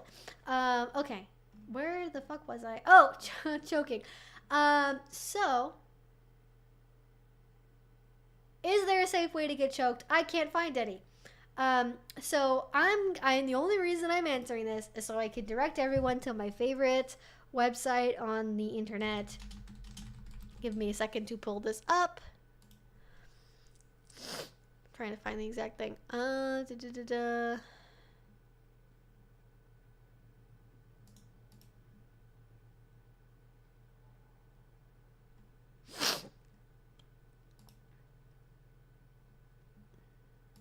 right, I'm linking an article. It is from stefanoshandshay.com called Harm Reduction for Breath Control Play, aka Abstinence Only Education Scrap. I love this article. I talk about it all of the time. It is part of a BDSM bullshit series, which personally I love. I very much enjoy harm reduction, and it is a thing that I like a lot. However, the reason why you cannot find a safe way to choke someone is because there is not a safe way to choke someone. Like I talked about earlier with bloodplay, there is always an inherent risk to doing things like choking. There's always an inherent risk to things like bloodplay. You can do it absolutely perfectly. You can use the perfect technique, and it does still have risk. Especially depending on how you're doing it, the environment you're doing it in, how practiced you are at it. Like if you have any underlying health conditions, like, you know, it can get really, really risky. So I am not going to tell you how to choke someone over a live stream, because that is against my rules personally. That is against my ethics. There are ways to learn how to do breath play in a safer way. However, the way that I would not, don't do all this. Don't do, like, you know, all the thing. Like, if you want to do breath control, there are ways to do it that are safer, that do not involve ligatures and hands around the throat, right? You can control breath in other ways that do not involve that type of thing. There are techniques for things like blood chokes that are largely considered to be safer than some other techniques are. However, again, I'm not going to teach you how to do them via live stream because that is against my own rules. There are classes you can learn how to do this during. There are definitely opportunities to learn more how to do this in a safer way, but it sounds like you are doing a lot of exploring right now. You're doing a lot of like new things that's super exciting, one thing at a time, right? You know, I don't think that like doing choking and involving choking in a BDSM scene where you're already kind of experimenting and doing a lot of new stuff is generally a really good idea.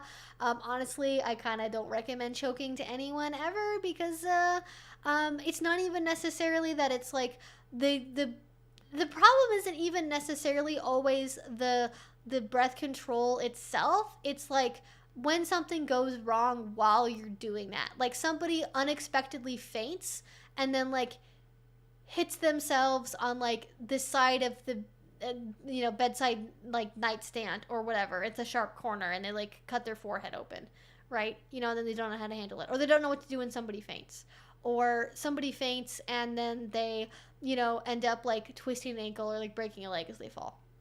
You know, it's that kind of stuff where it can get really dangerous, not even directly because of the breath control itself, but what happens as a result of the breath control being done and the environment it being done in not necessarily being the safest, or the person not being known how to respond.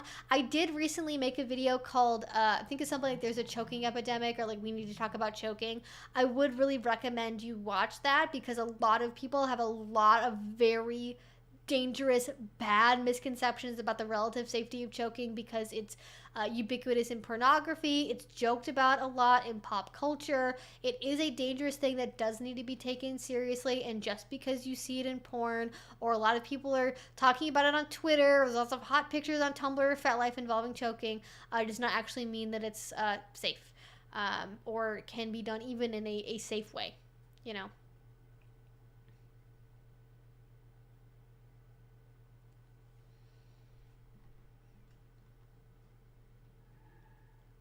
Somebody doing donuts outside my house? What's happening? Like tires screeching. Anyways, people here get up to a lot of fun, I guess. I did try to watch Dogs Don't Wear Pants, and I couldn't watch it because like the vibe was off. Like it had this weird like dark vibe to it, and I was like, I'm not in the mood for this. And then I never got back to watching it. So I've not actually seen Dogs Don't Wear Pants. I couldn't get through it. I have considered a nose piercing. And actually, my next plan is to get my lobes pierced. I would like to do that because I'd like to be able to wear earrings while I have my hair up. But I one step at a time. I also really like to get a tattoo, but these things cost money.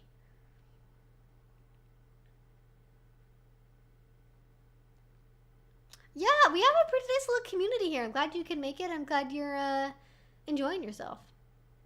Why is it that people always like to do vehicle stuff outside your place? I don't know. I just feel like this is like my version of being in like hillbilly country. Is that just like the hobbies that we have out here?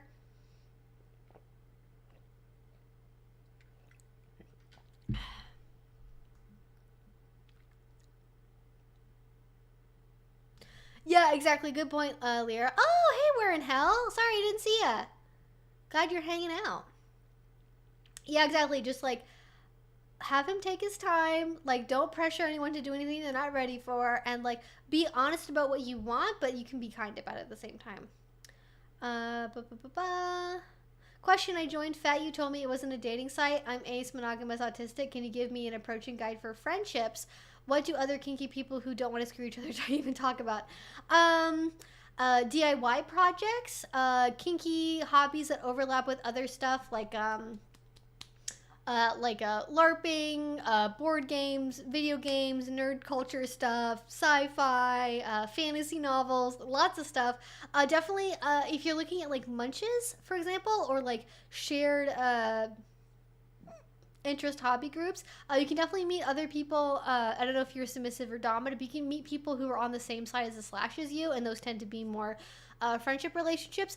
Like again, I said, I think Fat Life is more about finding events and then meeting people at those events and then talking to the people that you meet at the events. So it's not really about meeting people just through FetLife, though that does happen.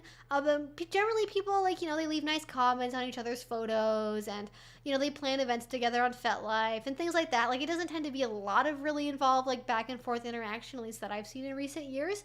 But generally for friendships, I recommend like finding munches and doing stuff like that. But yeah, it's hard to meet people, whether that be for like dating or friendship, just through FetLife itself. It's really not designed for that kind of a thing.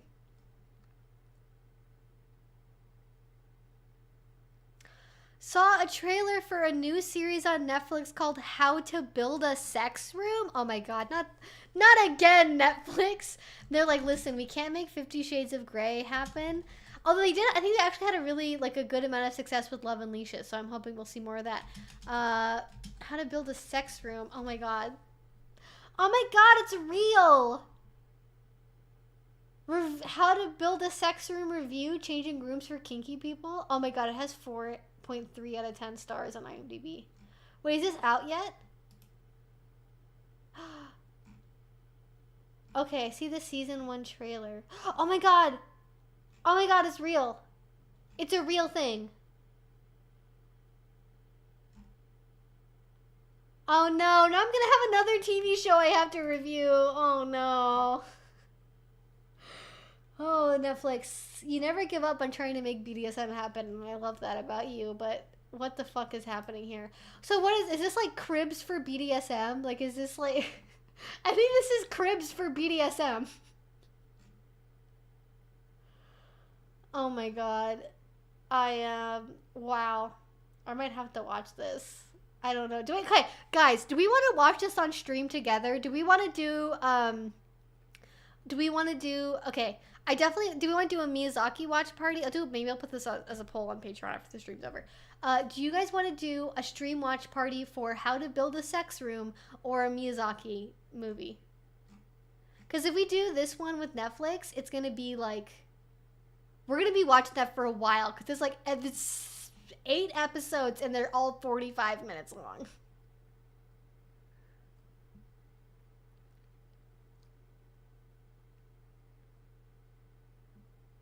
Okay, both, please.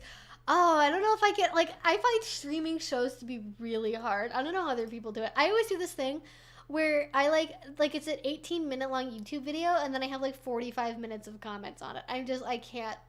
Brevity is not my strong suit. Home renovation for BDSM? Yes, exactly. You haven't watched Your Name? I would be forced to make sure y'all do. I have not. I should watch it, though. Maybe I should watch, like, an anime movie tonight. Oh, wait, look at that. Romantic anime movie.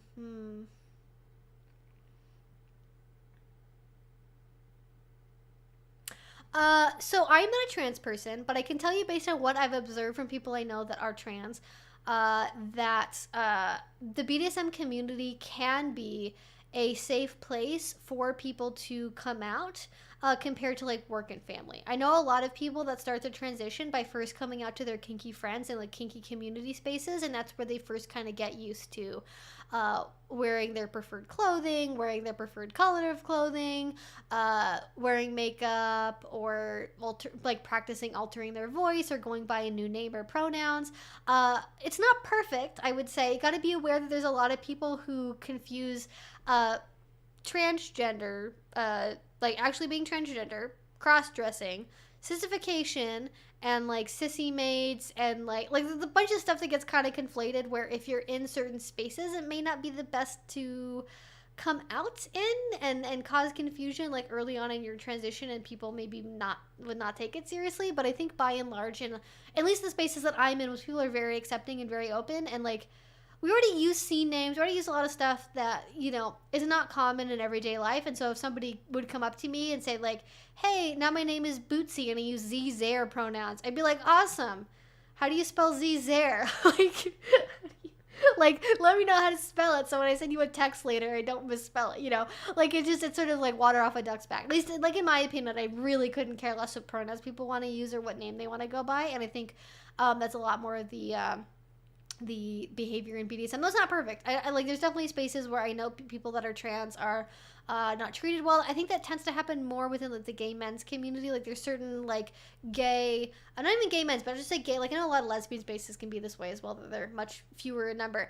Definitely certain gay spaces can be a little bit more on like the trans exclusionary side. Though I think that's thankfully like finally really starting to change. But yeah, definitely a lot of people have the BDSM community as a safer, like more contained space for like exploring, like figuring out what their gender is. You know. Your name is the romantic anime movie? Well, fuck. I guess I got it. Can I watch it on Netflix? If you go the Disney Plus route, they have a group watch feature, and you just set up a voice chat in Discord, and everyone riffs the crap out of the movie. Oh my gosh, that sounds great. I don't think I have a German accent. If I was doing one, I wasn't on purpose. Or we say because I was saying Zizer. Is that why? Is that German? Maybe it is. I was at a sissy meeting at a con in 2012 ran by Alice in Bondageland. The question of who wants to transition came up. The answer was yes. That reminds me of that meme on Twitter where people are I don't know how to. Like, you guys have probably seen this where it's like somebody will go up to somebody and they'll be like, "Hey, so you're trans?" And I was wondering. The answer is yes. You are trans. Like that's what it is. Yeah, no worries. Glad I can answer your question. Yes, a scene name is a special name that you usually pick for yourself that you go by in a BDSM context, right? That could be on your FetLife profile, that could be at play parties, that could be drink scenes. Different people have different levels of privacy and separation they want between their kink life and their non-kink life. And so for some people, their scene name they use everywhere, right? Like their scene name is like they go by at drink scenes, munches, play parties, on FetLife. They use the same name everywhere, and everyone calls them by that name. Whereas other people, it's like more of like an initial screening thing where they go by that name on like kinky dating apps or on FetLife. But then if you meet them in person, they're like, "Oh, well, actually, my name is blank," and then they tell you what their real name is. They don't really care. But it's more or less just like a chosen name that you use for BDSM. For some people, it's a name that really helps them get into like their headspace. You know, like for example, if you're like a pony player, like Pony Tromper goes by Tromper, and that's obviously like not his given name, but he goes by Tromper. So like it can also be connected to your headspace and what your label is within BDSM as well. The fun part is about scene names. It can be anything that you want. I know like 2 lizards somehow. I know like multiple it's always like fucking like lizard or fucking what is it? What it's like names like along those lines as well. And this is so funny to me. It's like, why does everyone have like reptile and arachnid names? Like, what is up with that? What's that trend going on? Anyways, let's get back to some questions. Oh my gosh, we have 15 minutes left. Okay. I'm not going to say I'm going to speed round it, but we might speed round it a little bit.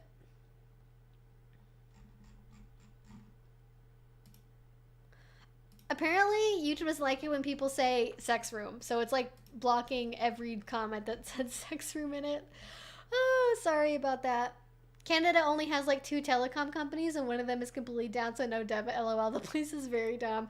I mean, listen, it sounds like what you guys need is capitalism. Sounds like you guys can use some more capitalism up there. Get some more competitive debit card companies or something. That sounds like the solution, right? Oh my gosh. All right. But where the fuck was I in questions? Thoughts on guys getting scissor emoji'd?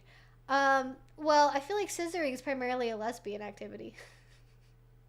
But no, vasectomies I think should very much be an option. I think there's a lot of misconceptions out there about vasectomies in terms of how reversible or not they are, how effective they are. Because let me tell you, people in Portland love vasectomies. Do they just give out vasectomies here? Like, everyone in Portland has a vasectomy. I don't think anyone that I've met in Portland that has a penis that is, like, other than trans women that are, like, pre-op, like, not even pre-op, but, trans women that for whatever reason still have a penis. Not even necessarily. You don't have to remove your penis as a trans woman, for the record. You can do whatever you want with your genitals. I don't give a shit. Not my genitals, not my problem. Not my business. That's my opinion. But no, like, everyone in Portland loves vasectomies. I think they must just have, like, the human equivalent of, like, you know those vans that go around and spay and neuter dogs? I'm pretty sure they go around to neighborhoods in Portland and, like, offer free vasectomies. Like, there's no other explanation for why it's so much more common here than in Seattle, even though Seattle is, like, a bigger city and, like, is comparably, like, West Coast liberal elite, right?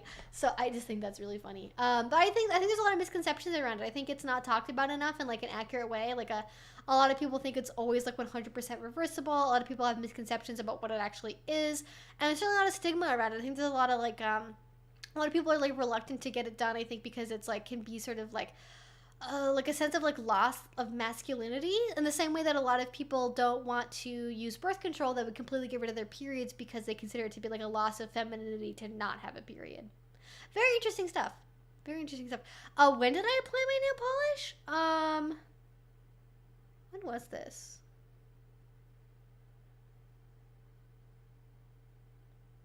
I don't... Like 5 or 6 days ago. They're actually, it's chipped up pretty bad, and I do, especially in these two fingers, because I've been doing a lot of yard work and housework and stuff, and so it's they've gotten pretty banged up here, but it's lasted really well otherwise. So, you know, A+ for that. Yeah, hope to see you around. Don't forget to subscribe if you're not, so that way you don't miss out on our other streams, because we stream every Friday, usually, at 6 o'clock. Not every Friday ever for all of time. Occasionally I have live stuff going on, okay? I know many leather/kink couples that age play like 60+. Oh, for sure. Absolutely. No age limit. Only your age limit. That you have for yourself in your head. Your own limitations are the limit.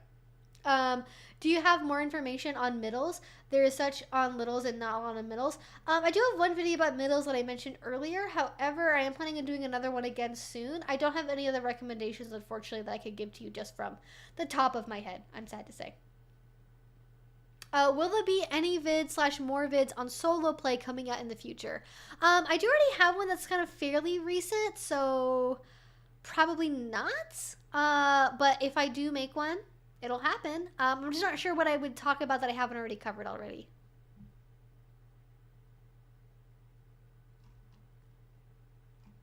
No, the Allens were all spelled the same in Allen, Allen, Allen, Allen. No, this is literally just the same Allen 4 times.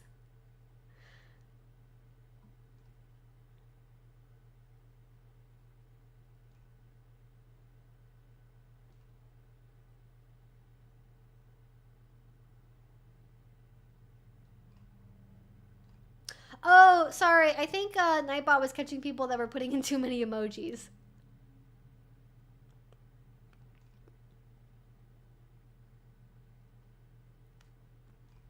Alright, I'm trying... Must dropping Twitter deal. First time Elon has pulled out of anything. I mean, but true though. Here's the thing though. I was talking about this on stream last night. Elon Musk definitely has an impregnation fetish, but I don't think he likes cream pies. Like, I don't think he's into actually impregnating people directly. I think he's into the mechanical scientific version of it. Like he likes making embryos with people and knowing that his embryos are implanted into people. That's his kink. And that's why he has surrogate children and does IVF with people that are his executives in his company.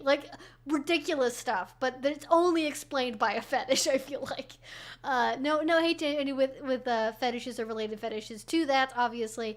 It's just kind of funny that he tries to be oh, the reason why I'm having so many surrogate children with all these women I barely know is because I'm trying to save the world from underpopulation. And it's is it that, or do you just have a kink, you know?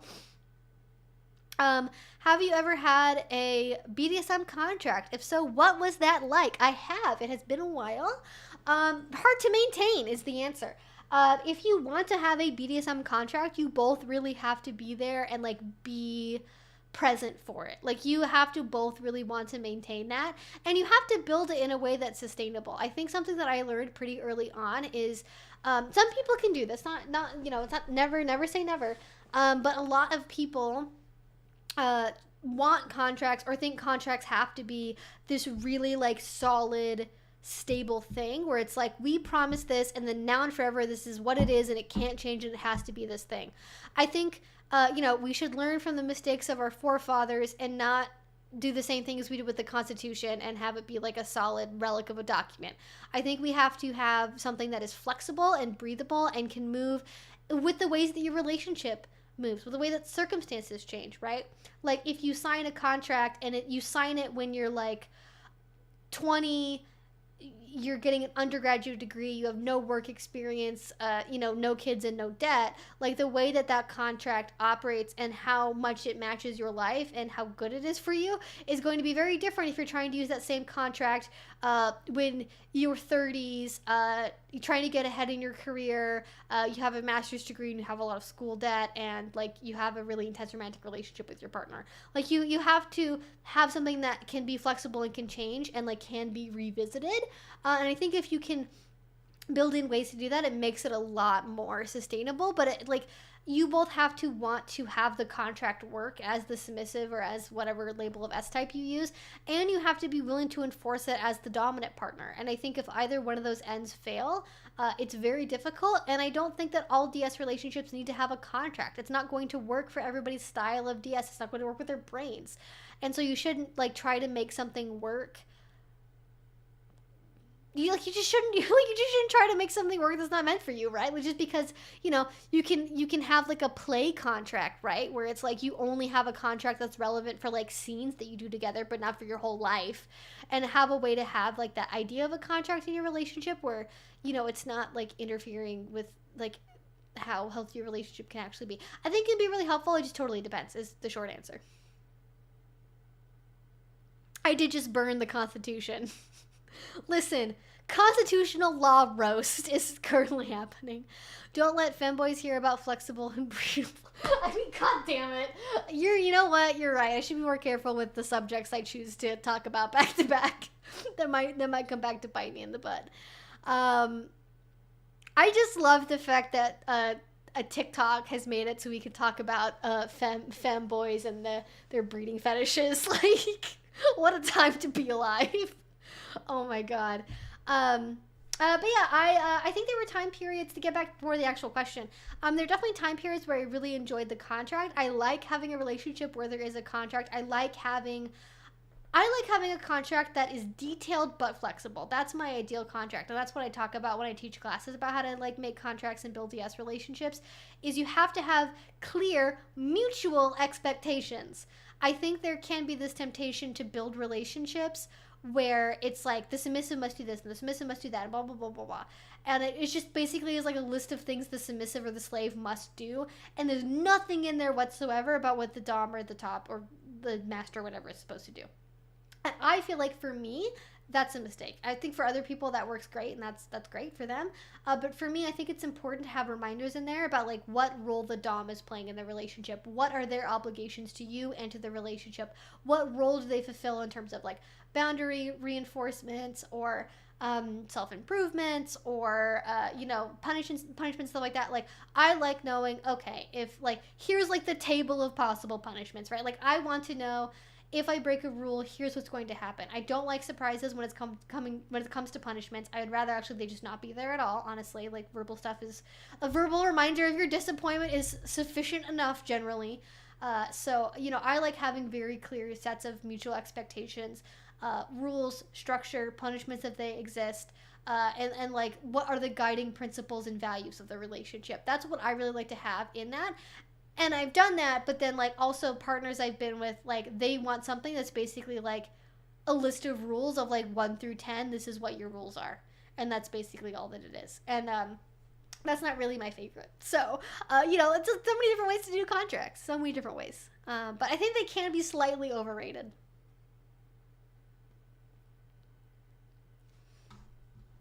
I'm very glad you like their shirt. I love Slime Rancher. It's a great little game. I would love to play it again. There's definitely lots of aromantic content, there's aromantic content creators. There's definitely aromantic BDSM people. I do not know of any aromantic kink content creators. If I find one, I'd love to have a chat with them because I'm sure our experiences are similar but very different. I think that would be very fun to talk about. But I don't personally know any myself. I know people that are like demi-romantic. That's a thing, right? Demi-romantic? Anyways. I hate when I relax my eyes like this. I look like I've smoked like 5 joints. And I literally am painfully sober at the moment. I'm just like, my relaxed face is also my stoner face, even though I am sober. All right, 5 minutes. Speed round.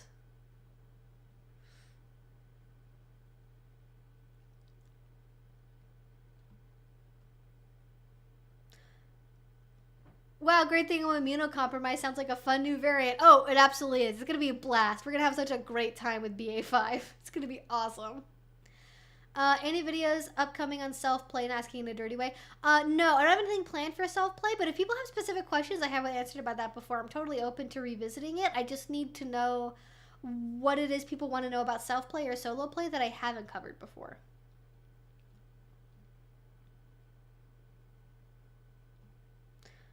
Okay, so a lot of people want to have a self-play vid. Do I just not have one? I know that I've done one before. Am I just crazy? Do I not remember what my own videos are? Maybe I made one and then it just didn't go anywhere? Okay, what's happening? Okay, I have a video from 4 years ago where I talk about solo play and self-play. And then I have self-collaring, self-care, self-harm, self-care, maybe I do need to revisit solo play and self-play. I could have sworn I had a more recent video about it than 4 years ago.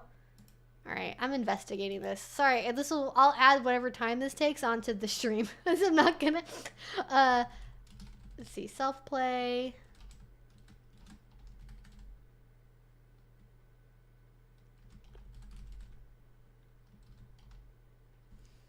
I guess I don't have one. The other one is like fucking a bajillion years old, apparently. Okay, well then fine. Alright, I need to do another one.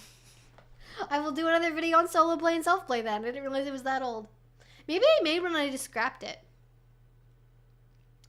I have no experience with poly or open relationships. How can I have something special with someone who's in a poly relationship? What are things I should be careful about? Well, the Makun? That seems like it's Turkish, maybe? I'm not sure how to pronounce the name. I'm so sorry. But, I think you have to have a conversation with yourself about what being special means. Because I also want to feel, like, unique and important in my relationships. And I express that by saying that I want to feel special. Because of, like, how I grew up and, like, you know, the family environment I was raised in. Like, I never really felt like I had a lot that was just, like, mine and was, like... You know, like, I like, birthdays and holidays stuff where we shared with other people, and so I didn't really feel like I had a lot that was mine. Like, it was always, like, me and, like, siblings, right? Or, like, me and family members. Like, it was never just me by myself, and so because of that, like, I definitely need to have, like, a lot of one-on-one time with partners. I need to know that I have a unique role in their life in some way, and you know, I need to have something that feels like a special connection with them as well. And that's not impossible to get in poly, but you need to be careful about what that means exactly, along with, like, what kind of poly or open relationship you want to have. So there's a lot of questions you have to ask yourself within that. But there's lots of great literature out there about poly. I'd really recommend you read some books like, let me see here, like Polysecure maybe, Building Designer Relationships, someone that Liz Powell made, Opening Up by Tristan Taormino,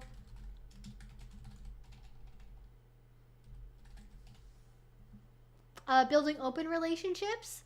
Yep. There's tons of books about poly out there, so there's lots of ways to get those questions answered, and it's going to be a pretty extensive process, I think, if that's something that you want to do. I think the thing you have to be careful about is treating people like people. You know, you have to remind yourself that everyone that you are in relationships with and the people that they are in relationships with are also all other people that also have their own needs, and it's okay for them to also want to have their needs met. Hi Evie, any tips for navigating one's first official kink relationship? I'm currently on the lookout for a partner. My advice generally, sort of in a sort of a blanket way, I guess, I would say, go slowly. Don't try to like jump off of the deep end immediately. Don't like you have time to explore all the things. So even though you may have scenes that like are really hot but seem really dangerous, you don't have to jump into them right away. So I like go slowly, ask a lot of questions, take your time negotiating, and don't try to do everything all at once in one scene, right? It can seem really tempting to do like, let's do the blindfold and the spanking and the wax play and the temperature play and also like sensory deprivation and also bondage and do it all together at once, right? I think it's better when you're first starting out to go slowly and try things one on one and one at a time, so that way you get a sense of what it is you both actually like doing together with each other, and what it is that you want to keep building on. Because when you do a bunch of stuff all at once, it's really hard to suss out what exactly it was that didn't work about the scene, right? Was it the bondage? Was it the wax play? Was it the combination of the bondage and the wax play together? Was it the Pizza Hut? Was it the Taco Bell? Was it the combination Pizza Hut and Taco Bell? You don't know. Sorry, I set myself up for the meme and I had to say it. But I just think that going cautious is better than rushing in, even when it seems really exciting, because you're going to have time. If the relationship is right and you're compatible, you're going to have time to explore all of those things. And it's going to give you and your partner the time and space to fully process what's happening, to have lots of conversation about everything that's going on. For you as like a newer top or a newer dom especially, to have the time that you need to process feelings that maybe come up about like expressing your sadistic tendencies or wanting to control other people, things that maybe mentally can be difficult to deal with, that you maybe, don't want to push too far too quickly.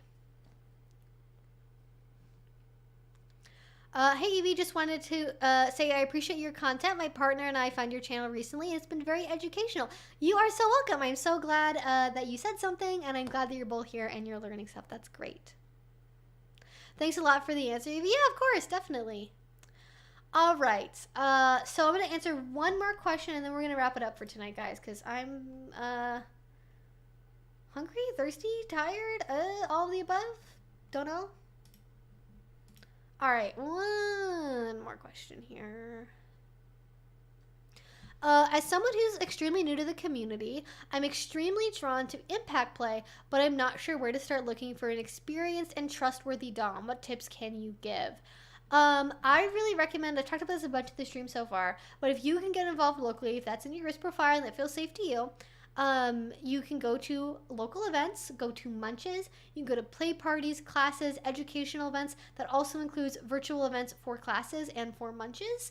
If there is some kind of discussion group, that's awesome. I love those as well. But find social ways to meet and talk to people outside of a play space. Because when you're in a play space, there can be a lot of like, the pressure and like a lot of like, I don't know, it can just, I think if you really want to evaluate somebody, it's really good to meet them in like a non-dungeon setting first and get to know them and make sure you're like compatible outside of that before you go in and do a scene with them. But also like for impact play, like there's a lot of people who do that. Like I think what will help you is you learning about impact play as well, right? So that way you know a little bit more about like what to expect, what kind of standard safety things are, like where is okay to hit on the body or not, generally speaking. Because I've definitely met a lot of people, and I've seen a lot of people, especially recently for some fucking reason, that they say they're experienced and like they're older and they've been in the scene for like 10 plus years, but then you watch them play at a club and then like every other hit is like on the back of the kidneys, or like, it's like somewhere where it's like, actually in classes they pretty much specifically tell you to never hit there. So like, I don't know if my information is bad, or like your partner is just fine with that, or like you don't realize why that might be dangerous to do direct heavy blunt force impact over the lower back because you don't know where the kidneys are or how sensitive they are. And I find that sort of interesting. So I think you educating yourself first, so you know kind of what the best practices are, so that way when you're watching somebody else play, or you are evaluating top and asking them questions, you know what questions to ask. And also so you can communicate in a scene more accurately about what it is you're experiencing versus what it is you want to experience. Like, it's all part of the process. And I think you shouldn't be afraid of educating yourself. And actually by going to classes, that can be a really great way to meet people as well. Okay, I think that's gonna be it. If you guys like this stream, somebody said it for me. Don't forget to leave a like on the stream. It does help the channel. If you are not subscribed, be sure to do that because we do stream every Friday, generally speaking, at 6 o'clock. And I would love to see you all here again next Friday for more streaming fun times. And I hope to see you again then as well. And that's pretty much it. Again, every Friday, 6 o'clock, we generally stream for about 2 hours. And yeah, have a good night, guys. And yeah. I have one more thing. Hey Evie, I went to my first play party last week. I just want to say I found the people active in this community so far have been probably the most conscientious I've experienced with the consent, etc. That's awesome. Congratulations. That is what we all hope for. Well, on that happy note, congrats all of you there's been a lot of successful exploring according to the comments, and I love that. Well, good luck to all of you with your future endeavors with exploring and meeting partners and trying new things and trying to go deeper into your kink. It sounds like you're all in a really, really wonderful place, and I am so excited for you. So stay safe out there. Or stay safer, I suppose, on the note of risk-aware consensual kink and edge play. Stay safer, educate yourself, don't be afraid to do that, and I will talk to you again soon. Bye!